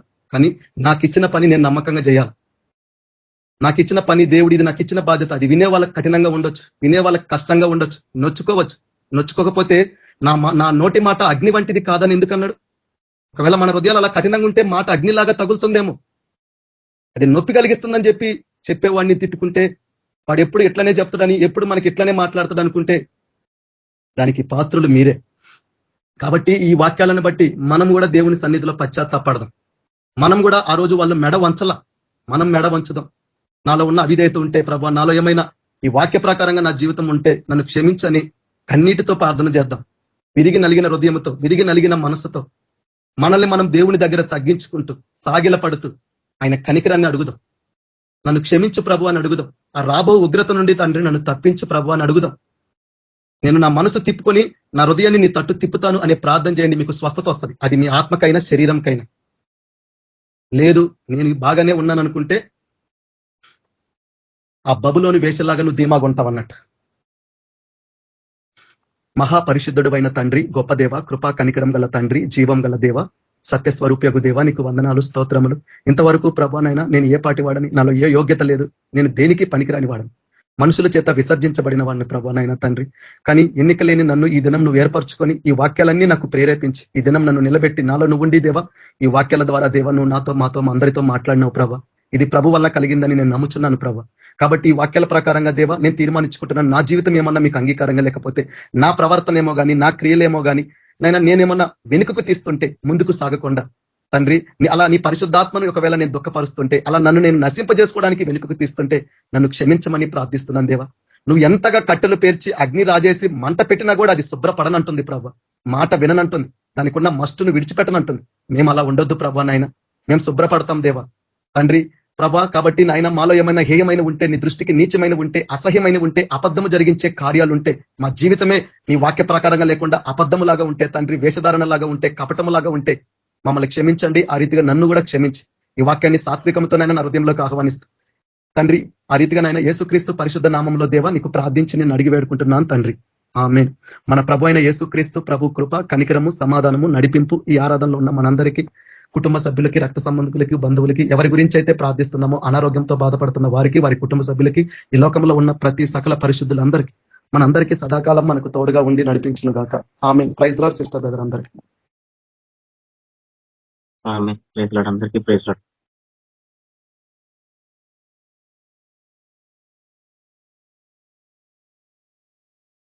ప్రైజ్ లార్డ్ బ్రదర్ సిస్టర్ అందరికీ.